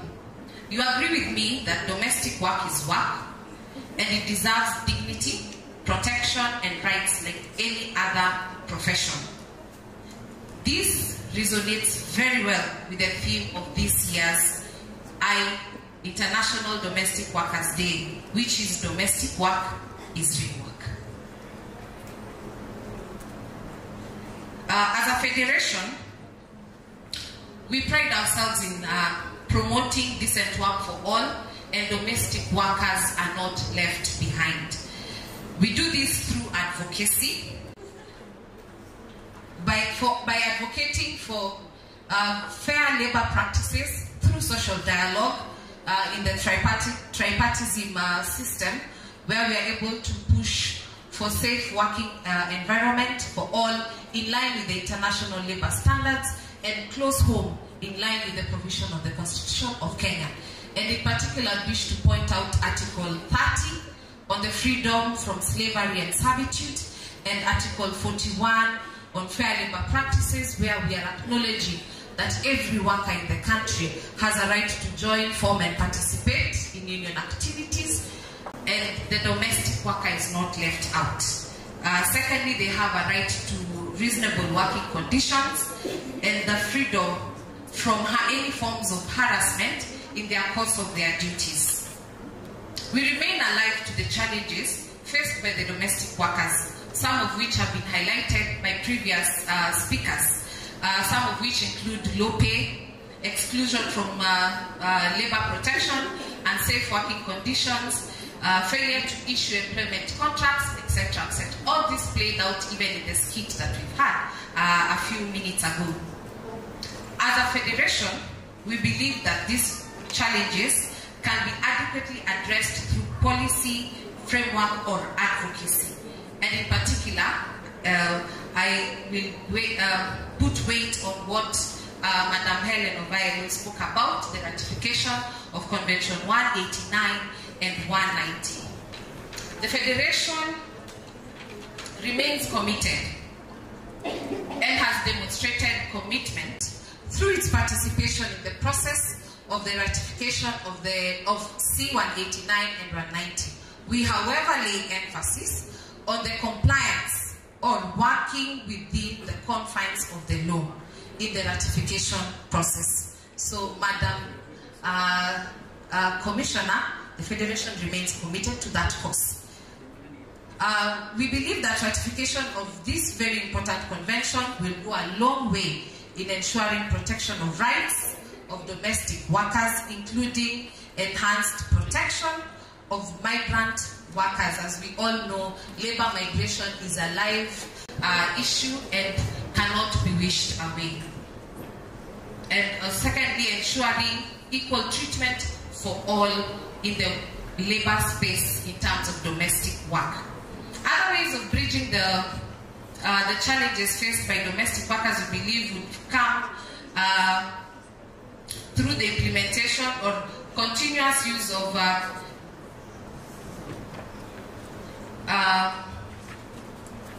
daycare centers that would help in giving this support needed by domestic workers in their bid to balance the work-family responsibilities.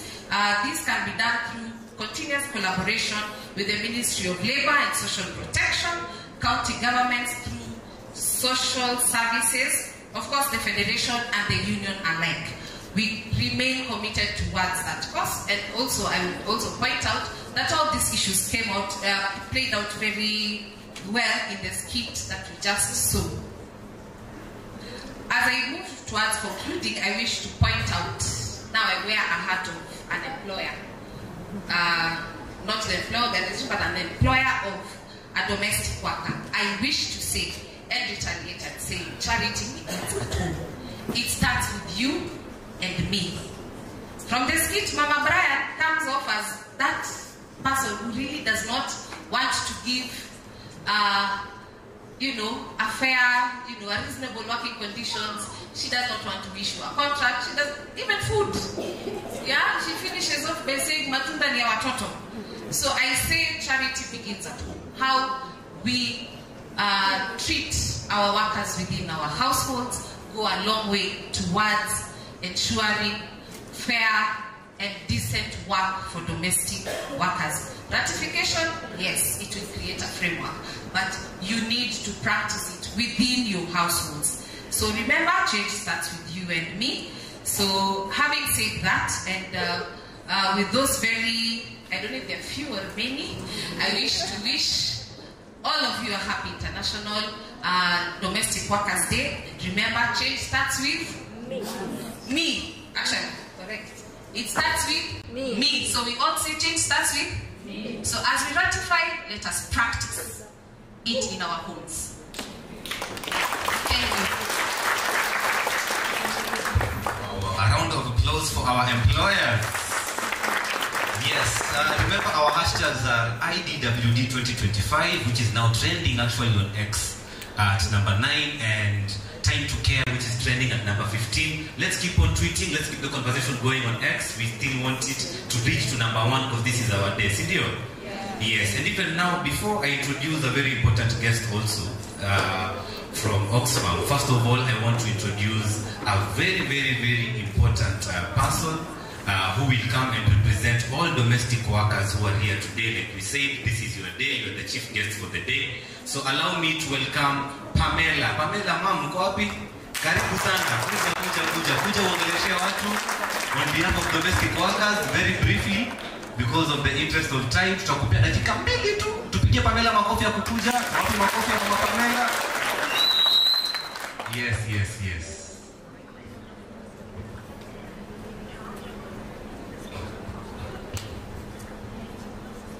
God is good and all the time. My name is Pamela Awitogola. I'm a domestic worker. I don't have much to say because I've been given 2 minutes. A domestic worker. Oi! Domestic workers, oi! Domestic worker, Domestic worker, Oh, I thank God for this opportunity which has been given. Today is our day. So, I'm so much thankful for your invitation. Some employers know that we don't know English, but we are learned. It is just because they have said that domestic work is real work. This work is just work like that one in your office.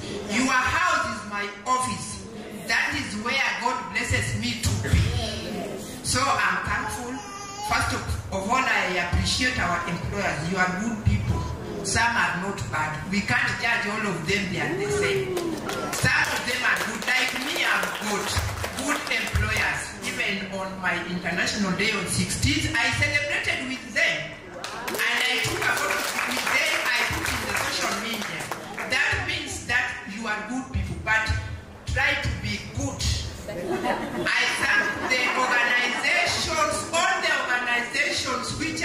supporting us with some training to know our rights. May God bless all those organizations. I don't have much to say because I was given 2 minutes, but still continue to support us to know our rights. And the employers, if you have something with your employee, sit around the table, you negotiate. Yeah, I think that one will be good. And we love you. Just know if I'm not there, you will not go to work. And your employer will ask you, where were you yesterday? You have to answer that question. Yes. And the employer of the employees, if they are absent, ask them because they have just us sometimes. Thank you. May God bless you. Wapi makofi ya Pam? Yes. Asante sana Pam na all the domestic workers hapa. Tumesema hii ni siku yenu. A happy International Domestic Workers Day. So right now, I want to introduce the Executive Director of Oxfam Kenya, Mr. Henry Isura. Let's welcome him with a round of applause, please.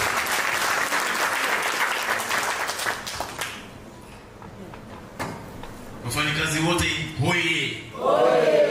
Jamani, nguvu kidogo. Wafanyikazi wote hoye. Umesikia nyinyi ndio VIP leo? Sasa tujaribu tena kwa sauti kidogo. Wafanyikazi wote hoye. Kama tuende ya Mungu. Bwana Yesu asifiwe. Asifiwe tena. Kama mnapenda tumsifu Yesu Kristo. Asanteni. Kwa majina naitwa Henry Isura. Mimi nafanya na Oxfam Kenya. Mimi ndio Interim Executive Director. Inamaanisha mimi nafanya na kila mtu anafanya na Oxfam. Na kabla sijaendelea, nataka kuwaona watu wa Oxfam Kenya. Wasiniseme nimechoma na baby, msimame tu muelewee nikiongea na tunani. Wasimame na tamoja tu. Hapo ndio na Purity. Purity is our brain behind all this. She's the one who does this project, Time to Care. So kila kitu all Time to Care ni Purity, na tuambia bado tuko na pesa ya funding. So utawaambia hiyo kama na sijachoma pia. Nilisema tu niwaambie. Going to my colleagues for media and comms.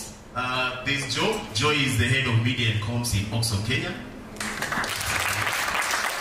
And then Fred is also working closely with Joe in the same department. Very asanteni sana. So maybe before niende kwa little speech which will take few minutes, nilitaka tu kusema jana nilikuwa pia naona Citizen TV na nikafurahi sana kwanza. Na niliona wale watu walikuwa kwa banner. Some of them are here. Tuwapigie makofi ya big commission. Ilikuwa vizuri sana kuona conversation kwa TV ya Kenya inaongelea domestic workers. It was really good. Because sio kawaida, mara mingi inakugani kama utapata tu ni inapitia baada ya news unasema na leo ni siku ya. So it was good to see that Kenya tumefika mahali tuna celebrate domestic workers. And I like what Yvonne Okora mwisho alisema, tunafaa maybe tujiulize ule tunasemanga msichana wa kazi, maybe kwa sababu uko over 18, maybe tutafute jina mzuri ndio tupatie watu heshima watu na jina. So I think that was really powerful na iliniguza kabisa. So mimi kabla sijaenda kwa few words nimekuja niwaambie, nilikutaka tu kusema Oxfam as an organization, we are really keen to continue this piece of work, working with very key stakeholders. Serikali ya Kenya, particularly the ministry. Tunashukuru sana, thanks for the support yesterday. Najua mlikuwa na maswali mengi sana kwa serikali na alijibu vizuri ama kujibu vizuri. Na anakuja atatueleza zaidi, but she did a very good job, the government. We have very many partners who we are working closely, Youth Alive, our colleagues, na mnajua hii jina ni kubwa. So madam who did a good job yesterday also unpacking up the number of things in the meeting. So we really came to continue working together with the many union organizations that are here, but also those who are not here. We are really keen to continue seeing how we can do better together. So sitafocus sana kwa speech because nataka iwe siku yetu ya kuongea from the heart, but kuna watu pia wanataka kusikia tulisema nini. Itabidi tuwaambie watuongezee pesa na tulisema nini leo. So allow me to just go quickly, but sitawabo sana. So riding on the protocol already established, Principal Secretary, who is not here but represented by Commissioner Helen Apio, all domestic workers today who we've agreed our VIPs, ladies and gentlemen, good afternoon. It's a great honor to join you today for the International Domestic Workers Day celebration.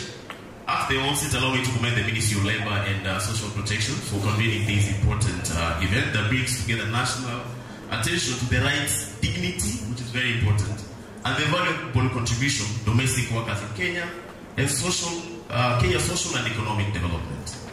As you know, Oxfam is part of the Global Confederation, over 21 organizations that really focus on alleviating poverty and suffering. And of course, we cannot do this without involvement of key stakeholders, as I've said. Oxfam model back in the days ilikuwa mnafanya kazi mnakuja na wazungu wengi, lakini mnaona siku hizi Oxfam is more of a grassroots organization. So we work with very grassroots organizations like CBOs, unions, to make sure that issues that pertain to Kenyans tunaiweka kwa meza na discuss. So we will continue doing that. And as you know, based on the statistics back in the days, I think it's not very recent, around 2 million domestic workers work in Kenya society. So the question is, with 2 million people, this is really a big percentage of our country. What can we do really to improve their well-being? And we know that out of that, the informal sector is becoming really increasing and attractive. And if you look at the 2 million we're talking about, there is a lot of rural to urban migration. Sijui ni wangapi last year na the other year wamekuja, out of the 2 million, maybe imefika 2.5 or 3 million. So there's really a big number of people to be able to really support them, to make sure that we recognize that domestic work is real work. Oxfam really believes in data, and my colleague Purity shared in numbers. We've invested in really doing lots of scientific research, and we intend to do that more, so that when we present facts on the table, we can say it's coming from reality in our country. So moving forward, we are keen to do that. Last year, Oxfam Commission Research determined that the prevalence of GBV, that's the gender-based violence, in the domestic sector is really high. The finding were both not only shocking, but also enlightening, because most people didn't know that gender-based violence, maybe unasikia kwa corridor, but it was really based on the evidence that revealed that this is a reality in Kenyan domestic workers. The research established that most of the domestic workers experience gender-based violence, and these were perpetrated by women. Very concerning. So akina mama wanafanya GBV to fellow women. I was perturbed by that research. Let me add.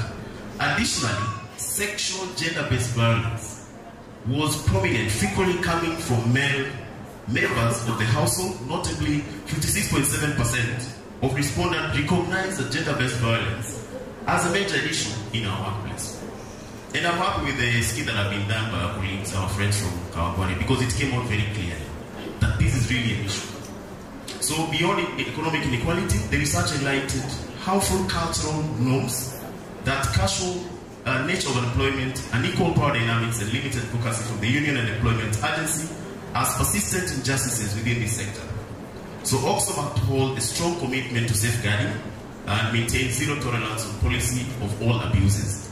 Any breach of ethical standards is addressed with utmost seriousness and may result in termination of partnership. Maybe I can speak in Swahili a little bit about that. So kuna watu wamesema wanafanya kazi nzuri sana hapa.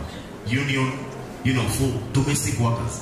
Then in that union, you start also having abuses for these people who are coming to the help. So kama sisi tunafanya na wewe kama Oxfam, tutajaribu sana to make sure that is not part of that. But we have a plan for that. We have a safeguarding team that I wanted to share with you today that can help to train this union also, so that not only the domestic workers, but hata wale wafanyikazi waelewe that we need to make this environment conducive for them. So that's my offer that we have. Hautalipia, tutakusaidia mtu mwenye anaweza kusaidia kutrain your team. And I wanted to make it a bit big, the need. But I think there is a problem. We've terminated recently a partnership with a big, I won't say the name, but it's just because of environment ya kazi yenye inahusu sexual-based violence, gender-based, sexual-based SGBV. So I think we need to take it seriously that to create hizi nafasi za wafanyikazi wetu, tufanye ikuwe nafasi ya protection, sio kuingia hapo na wasukule yote. I am sorry to say that, but I think it had to be said. So as I get towards the end, currently we are moving into localization. If you have heard, Oxfam ilikuwa inaitwa Oxfam in Kenya. Now inaitwa Oxfam Kenya. The idea is to make it a local organization with a global reach. So we are still part of the confederation, but we can discuss issues that is also to Kenya with all the openness, and we have a board, so decisions in the hapa Kenya. So that's a plan, and it's a big thing for us because it means we can make our projects more localized and speak to the needs on the ground, and also we can make decisions about the funding we get to really focus on the community. So as I conclude, I wish to acknowledge the invaluable role of the domestic workers and what they continue to play in sustaining households and contributing to the national economy. It is indeed our collective responsibility as a government, civil society, private sector, and development partners to ensure that the rights are upheld, their voices are amplified, and their work is treated with the dignity and respect it deserves. Together we must continue building a society grounded in fairness, equity, and justice for all workers. So once again, I just want to wish you happy International Domestic Workers Day. Asante.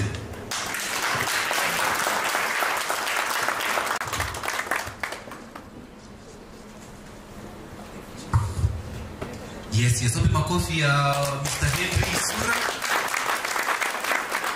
Yeah, Oxfam Kenya, we appreciate the spirit of localization and we are very, very happy that Oxfam is coming close to us down now at the local level. So right now, very quickly, I also want to introduce Mr. Kefas Odhiambo from the Ministry of Labour, who will make the formal introduction of our chief guest for the day, the Labour Commissioner, Helen Apio. Thank you.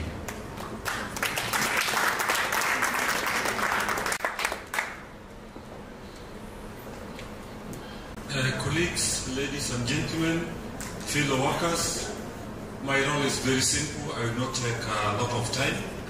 Maybe before I play my role, I would like to take this opportunity probably to identify some of our colleagues who are present in the room, the colleagues from the government. I know Nea is seated somewhere. Just rise wherever you are seated. Yeah, these are officers of the National Employment Authority. Thank you for finding time to attend this important occasion. You may have your seats. I also know we have somebody from ODPP. There's an officer from ODPP. Yes, thank you, madam. That is courtesy of Article 157 of the Constitution of Kenya. They are responsible for prosecution. So they are very important because when a domestic worker goes to court, they are the ones who will prosecute, and they are properly trained and competent to do that work. Do we also have somebody from the anti-FGM board? Anti-FGM board? Yes, this lady is from anti-FGM board, also representing that State Department of Gender, and we are happy to have you here, madam. Feel most welcome. I don't know whether I'm missing out anybody from the government. I know we invited Foreign Affairs, the State Department of Diaspora Affairs. We also invited Social Protection. Is there anybody I'm leaving behind? Kindly just rise wherever you are seated so that we can welcome you. Yes, apart from that, I know we have officers from the Labour Department, Office of the Commissioner for Labour. Kindly rise. Thank you so much. Others are also, we have several others behind there. Please kindly rise, kindly rise. Yes, we have several of them seated down there. Yes, I can see the Department of International Labour Affairs, Child Labour Division, the department in charge of field services and so many other departments. Feel most welcome. Having said that, ladies and gentlemen, time is spent. I don't want to spend more time. I just want to take this opportunity to welcome the chief guest, who is the Commissioner for Labour, Madam Helen Apio. Yesterday she was at the Citizen TV, and you did the good. I mean, you saw the good work she performed yesterday. I know she must be very tired, having left there past midnight, and she was one of the first few guests who arrived here this morning. That indicates the dedication she has, or the dedication the government has for this particular category of workers. So, in 2008, when the first African president was elected, that is none other than Mr. Obama. I'm told the Americans clapped for over 4 hours, non-stop. So I want us to practice that. We'll clap until she will tell us to stop. As she comes, Madam Helen, we welcome you, and we may stand up so that we welcome her as you clap.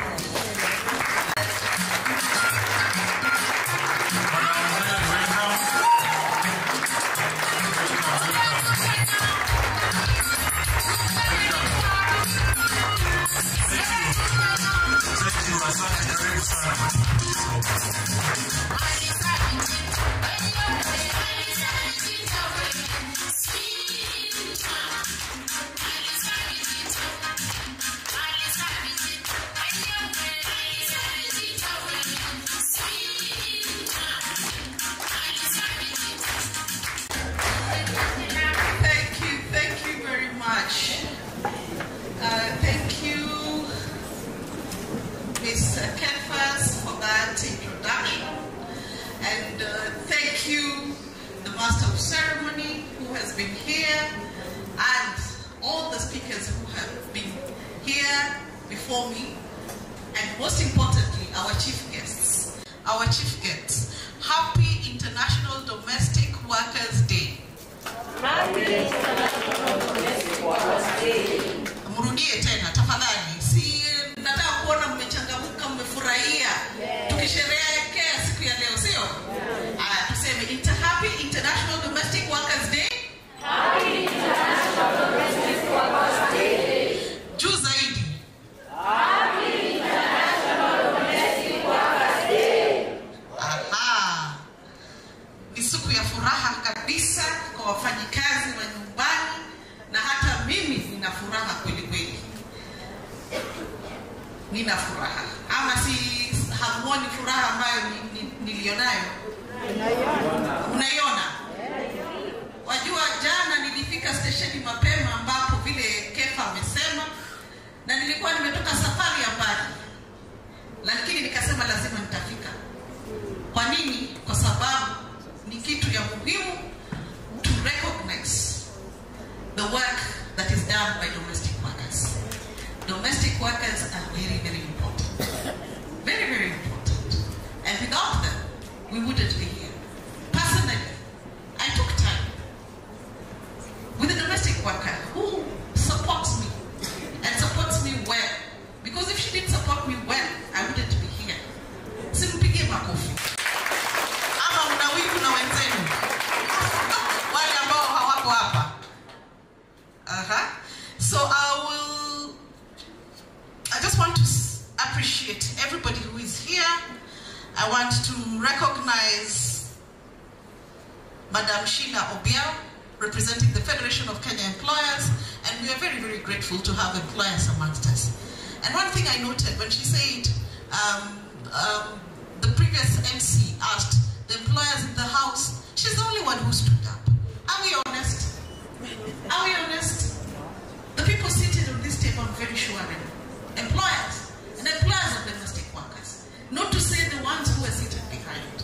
So, muwapigie makofi, matajiri, wanashirikiana na sisi kwa maneno ya domestic workers. Thank you, Madam, for representing employers in Kenya and for supporting the cause of ratification. I also want to recognize the representative of workers, the trade unions who are here. I know they are here. May you stand up? I just want to at least just confirm. Yes, our brother who is there, the other brother and the sister who are here. Really, you're representative of the Central Organization of Trade Unions.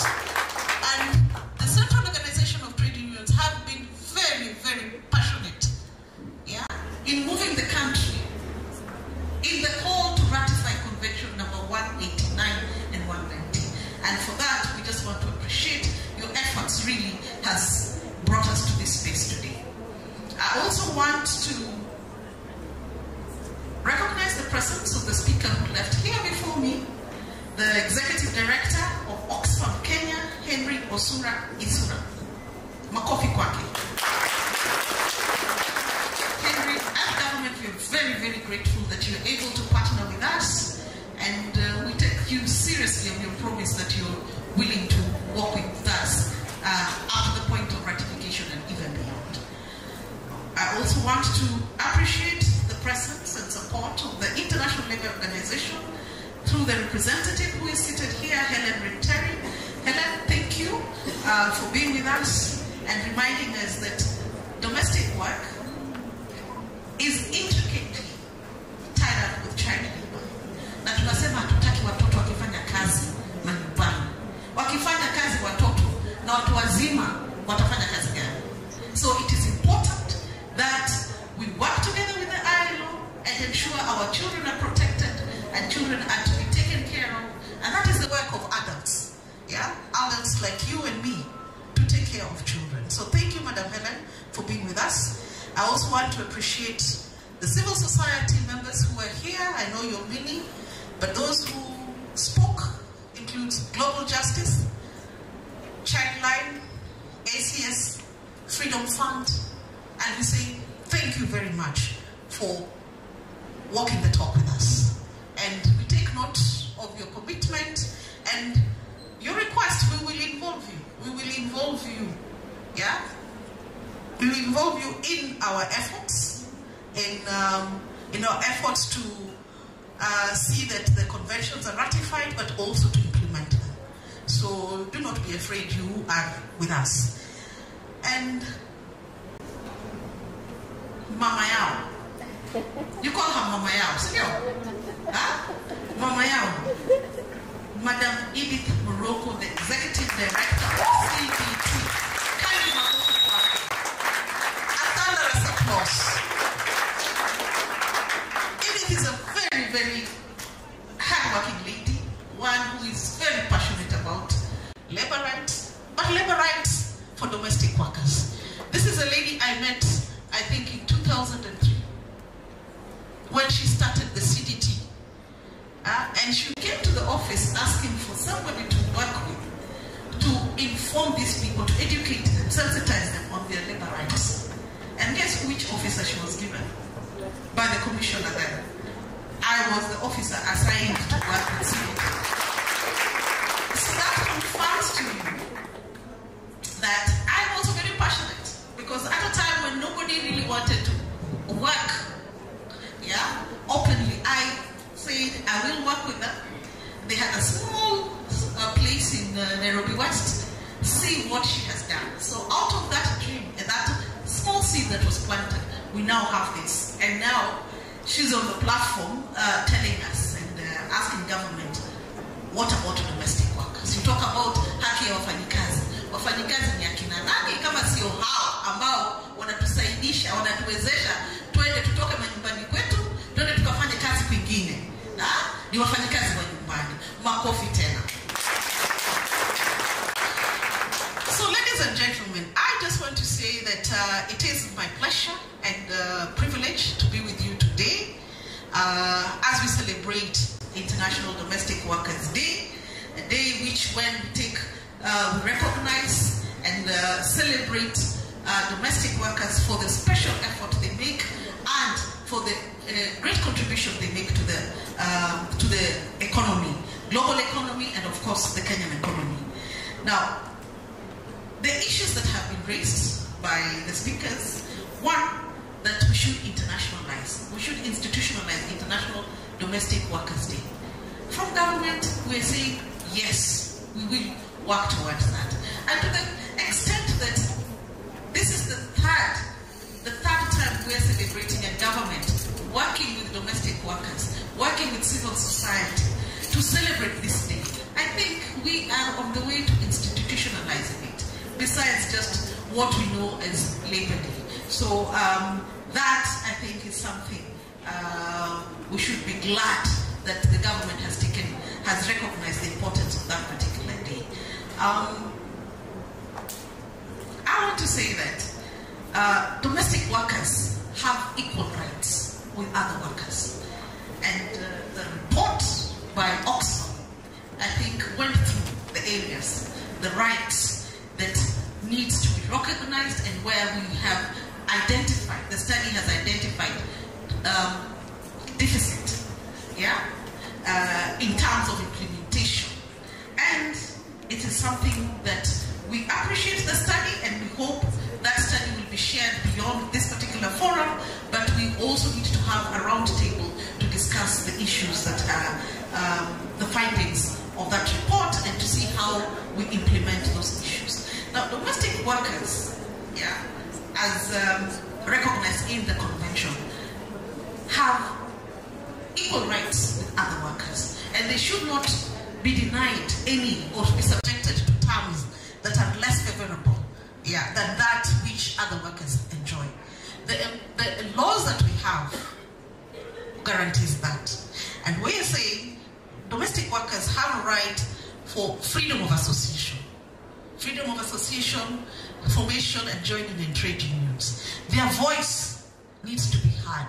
They need to determine their course, the terms and conditions. So it's important. And the government has honored that. We have registered trade unions. We have associations as well. Domestic workers are entitled to freedom from child labor. Child labor is a vice that we do not want to tolerate. In fact, we want to eliminate, eradicate child labor. Okay? So in the skit, a very beautiful skit that you have put together, the lady had a child on her back, but she talked about her own child. Who is taking care of that child when the domestic worker has a child? That is something we need to work around as government and the social partners and tripartite, that we need to cater for everybody. We do not want children being dragged, because you find somebody dragging their child also to work with them in the home, or to work on farms. We do not want that, because they are not able to go to school. If you do not pay the domestic worker, that is what you will end up having, and we don't want to worsen the situation any further. Freedom from forced labor. Hiyo maneno ya kufungia wafanyikazi na kuwafanyisha kazi bila kuwalipa ni hatia. Ni hatia. And domestic workers have a minimum pay that they're supposed to be paid. They're entitled to a fair remuneration that should be given. It should be given in a timely manner, okay? And not in kind, because the law prohibits in kind, unless it's with the express agreement of the domestic worker. So, lipa yeye pesa taslimu. Usimwambie sio unakula hapa, ungekula kwako, ungekula chapati, ungekula kuku. So, na deduct. Huyo mfanyikazi pia hakuna haki ya kibinadamu ya kukula. Sio kama yule wa Mama Brian na Baba Brian. We do not want that. You don't lock them up. Anasema hajaenda popote. Miaka miwili anafanya kazi pale, hapana. Ako na haki ya kupumzika, mapumziko. Rest day. They are entitled to rest day. Once every week. Sio mtu anafanya 365 days. Hapana. We do not want that. They also need time to rest, to meet, to socialize. They are entitled to leave days. Leave days. Na hiyo leave ni kulipa. Wakati ule ambapo tajiri wako anakupatia leave, Oxfam anapatia Purity leave na Purity. I hope you also give leave to the person that who works for you. It's important. These people are not your family members. Do not drag them to go to the village with you. Purity. Because we have that tendency. If you drag her to go to the village with you, that person is still working. Okay? This person is not your family member, and they're entitled to decide how they want to use their free time. Okay? So, leave days and rest days. Please observe that. They're entitled to safe working conditions. Safe working conditions. Tafadhali wafundishe. Wafundishe how kutumia the many gadgets that you have in the home. It's important. The microwave. The washing machine. Okay? Educate her how to clean certain things that you have. Then of course, they should be free from all forms of harassment. Not just sexual harassment. Hiyo mdomo ya kupiga kelele, it is bad. Okay? So let's guard against that. They're entitled. It is a job that we as government are working hard, to professionalize. Okay? And it is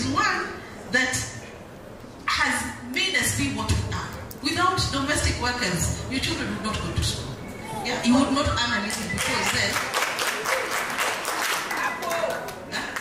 yes, you would not earn a living because then you have to take care of your child. So respect these people. They are entitled to respect. So, just in outlining, that is what the convention says. Okay? If the person lives in your house, treat them with respect. Okay? Sio kumwacha analala kwa meza kama wa Mama Brian. Okay? Yeah? Unampatia vile vitambaa vimeraruka ndiye atumie. Kujifunika hasa zingine hapatiwi malazi pazuri.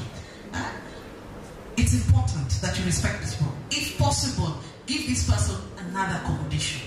Yeah? The convention says they need to have separate accommodation. Okay? If you go on a servant quarter, vizuri sana. Okay? So it's very, very important. Enable them, assist them to get social security. Wangapi wamechukua SHA hapa?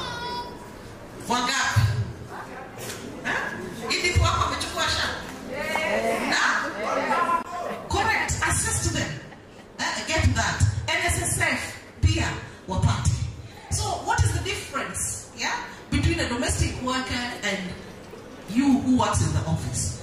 Sheria inakubalia ufanye, you enjoy the same rights and privileges. So what we are saying is that the government is supportive of domestic workers, and our current law is good, but there's room for improvement. Looking at what the convention has provided. So, ladies and gentlemen,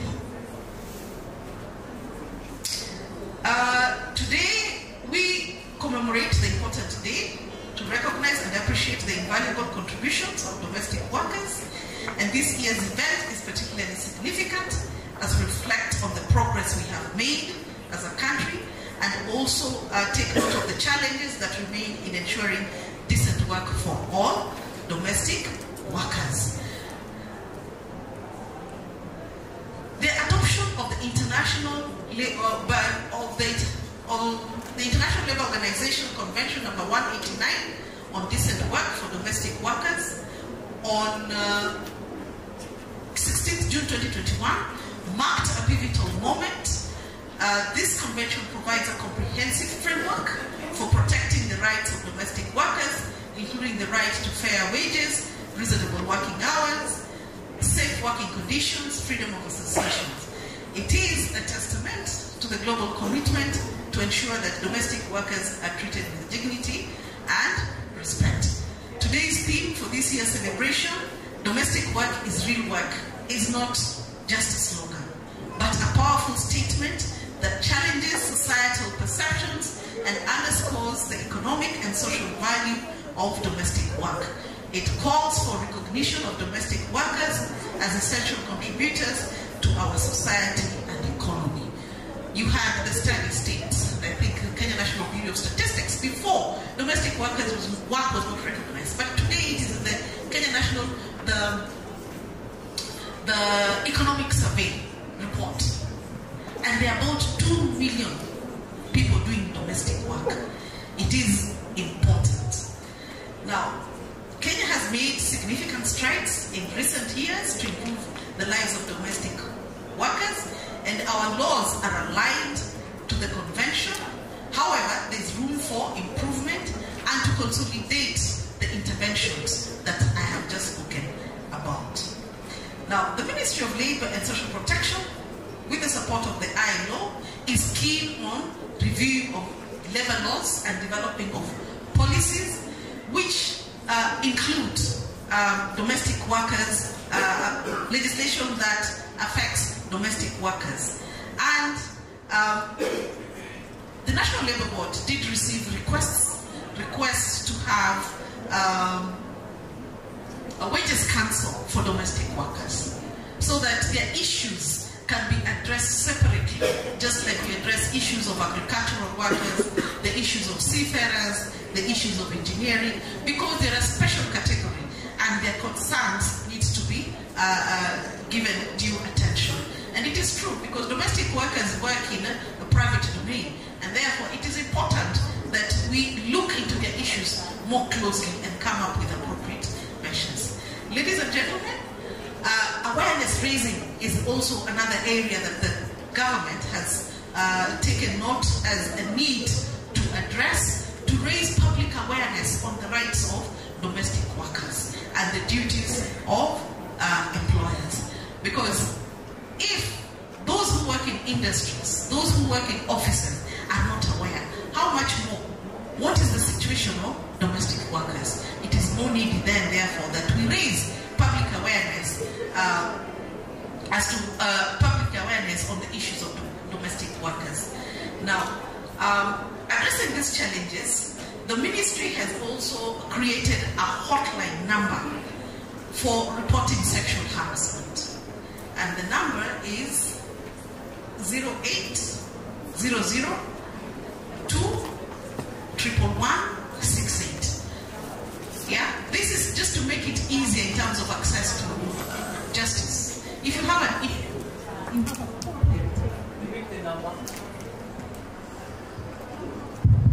the number.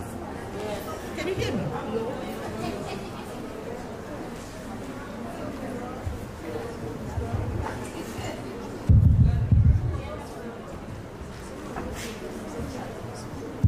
The number, the hotline number is 0800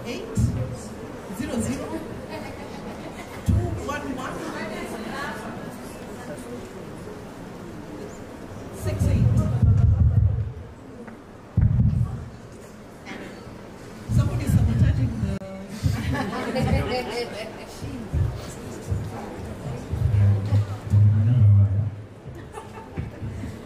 okay.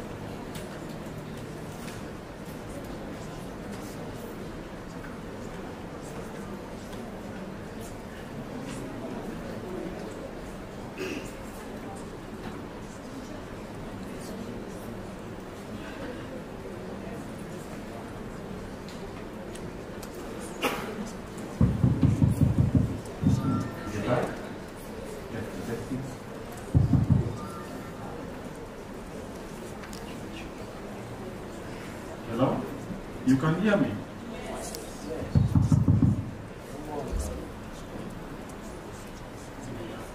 Okay, thank you. Thank you. So the number, I'll repeat, the 08 00 2 111 68. So you can use that to report any complaint that you have or to make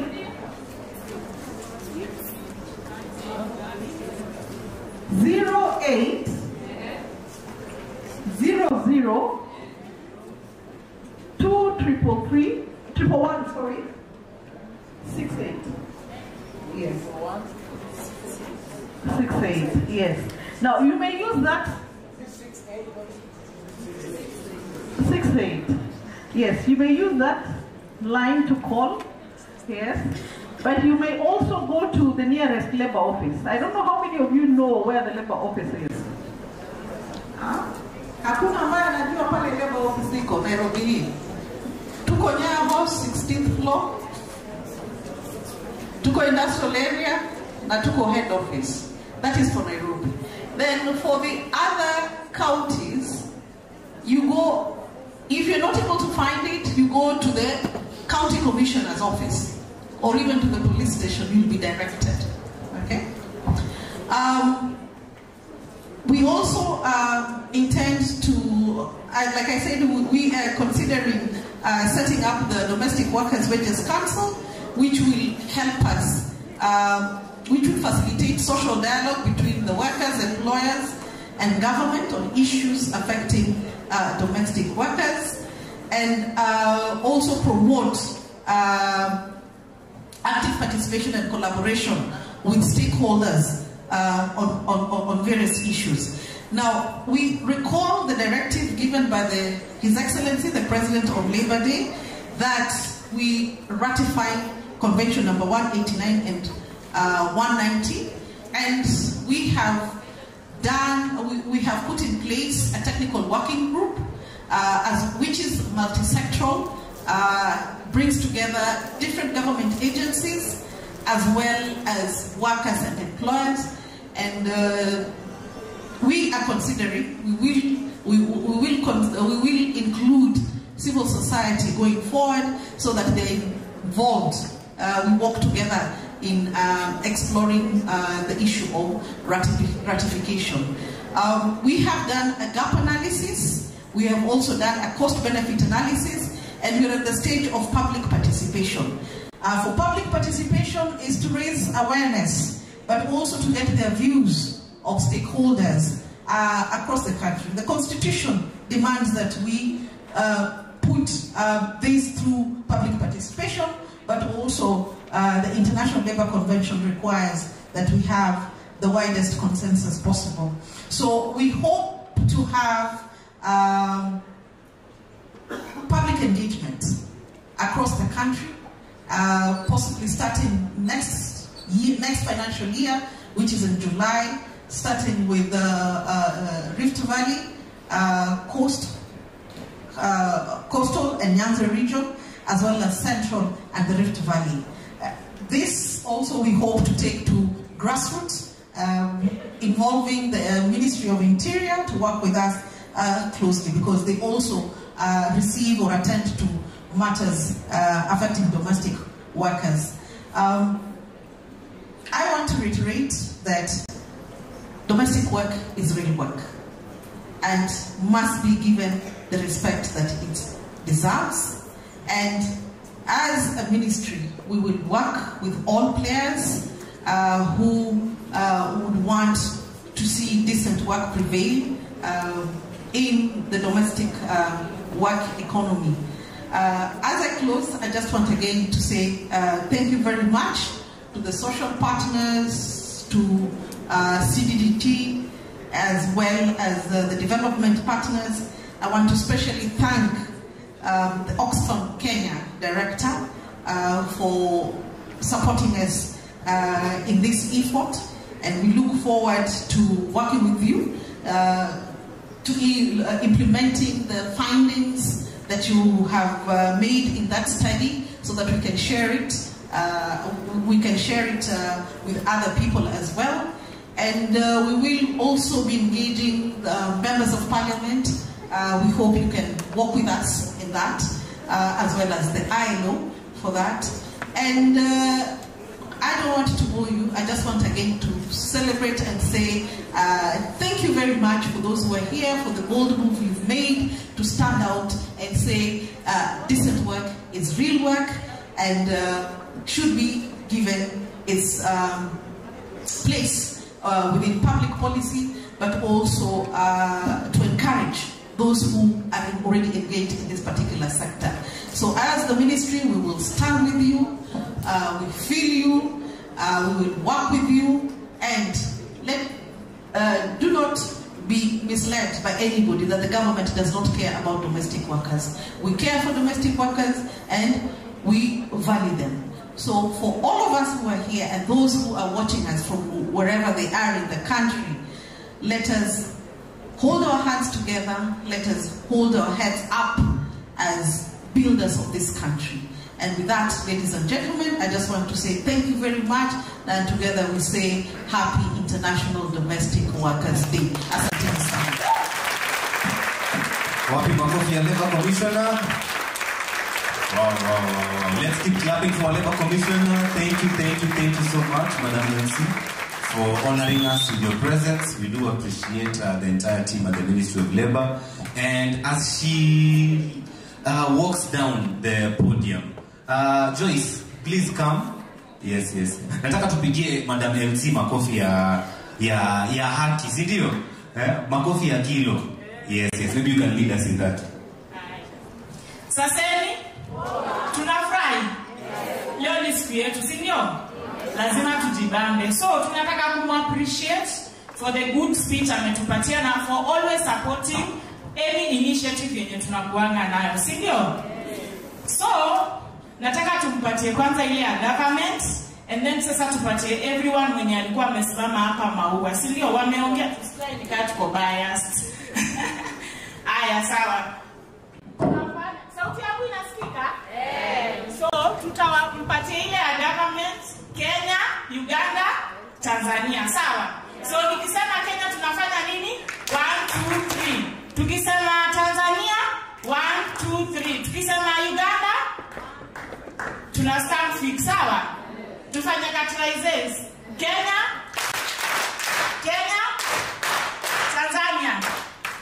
Tanzania, Uganda. Aya, tumpatie sasa. Aya, Kenya, Uganda. Wacha ni wa confuse me jamani. Wa confuse. Jana ndio inakusumbua lakini lazima tuifanye. Aya, Kenya, Tanzania, Uganda. Aya, sasa tuende kwa ile yetu ya Mala. Everyone mwenye ametupatia speech yake hapa, tuwapatie maua wote, si ndio? So nikisema Mala mnasema? Mala. Sawa. Aya, Mala. Ma white. Ma yellow. Ma ngline. Ma white. Ma blue. Alafu nikisema kulane tunafanya? Alafu tunawape, si ndio? Aya, 1, 2, 3 go. Mala. Ma blue. Ma green. Ma yellow. Ma black. Aya, mabulani. Alafu tuwape tena. Aya. Wow. Thank you so much. So right now I want us to go into a very quick photo op session. And the first people I want to invite on stage is the Labour Commissioner and Mr. Henry Sura from Oxfam, Kenya, because they wanted to officially hand over their report to government as today as we mark the International Domestic Workers Day 2025. So, Madam Helen, pole sana. Tutakuita mara kadhaa because you are here. Yes.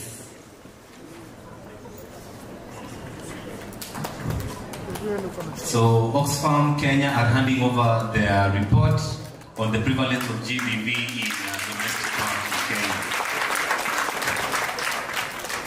Thank you so much. So please remain, the two of you.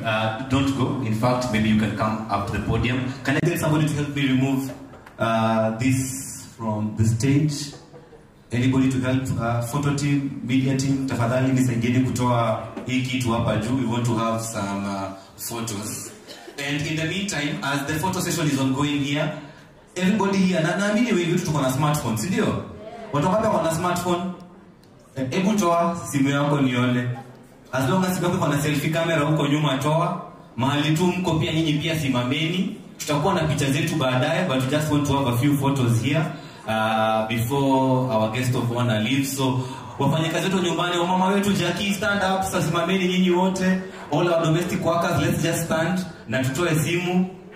Nataka tupige picha pia sisi as photo session inaendelea hapa mbele. So in the meantime, everybody else who was in the holding room, please proceed hapa mbele. If you are in the holding room, tafadhali kujeni hapa mbele.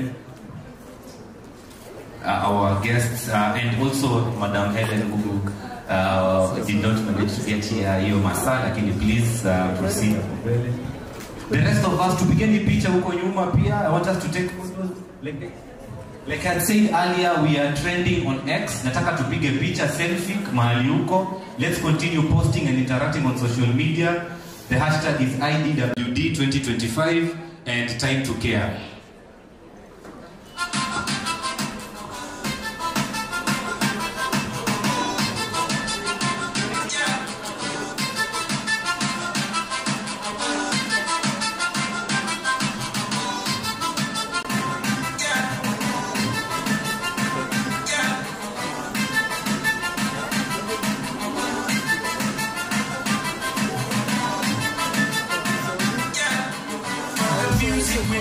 and touch your soul.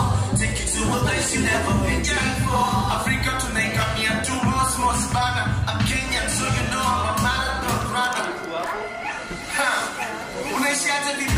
Now, can we have a few domestic workers also join in hapa mbele kwa picha? Baadaye tutakuwa na better session ya picha. If you're a domestic worker and you're around and you feel like you want to come in this photo, we can have like around 15 to 20 coming. Tuendelee nikicount mpaka 20. 1, 2, 6, 7, 8, 9, 10, 11, 12. Wengine wanaenda nyuma pia.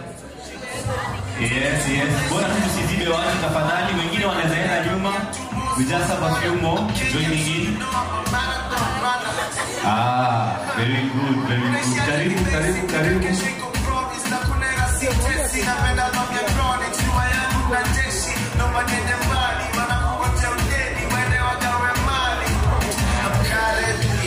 Not in a position to kill poverty. Saki tu kwa mpesa usini hale please. Natafuta kitu many different currencies.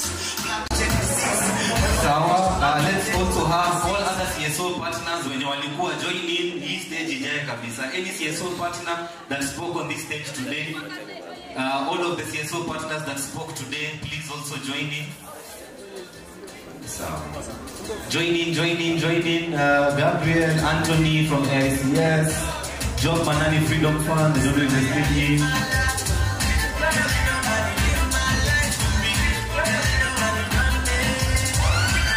And we also have some placards here.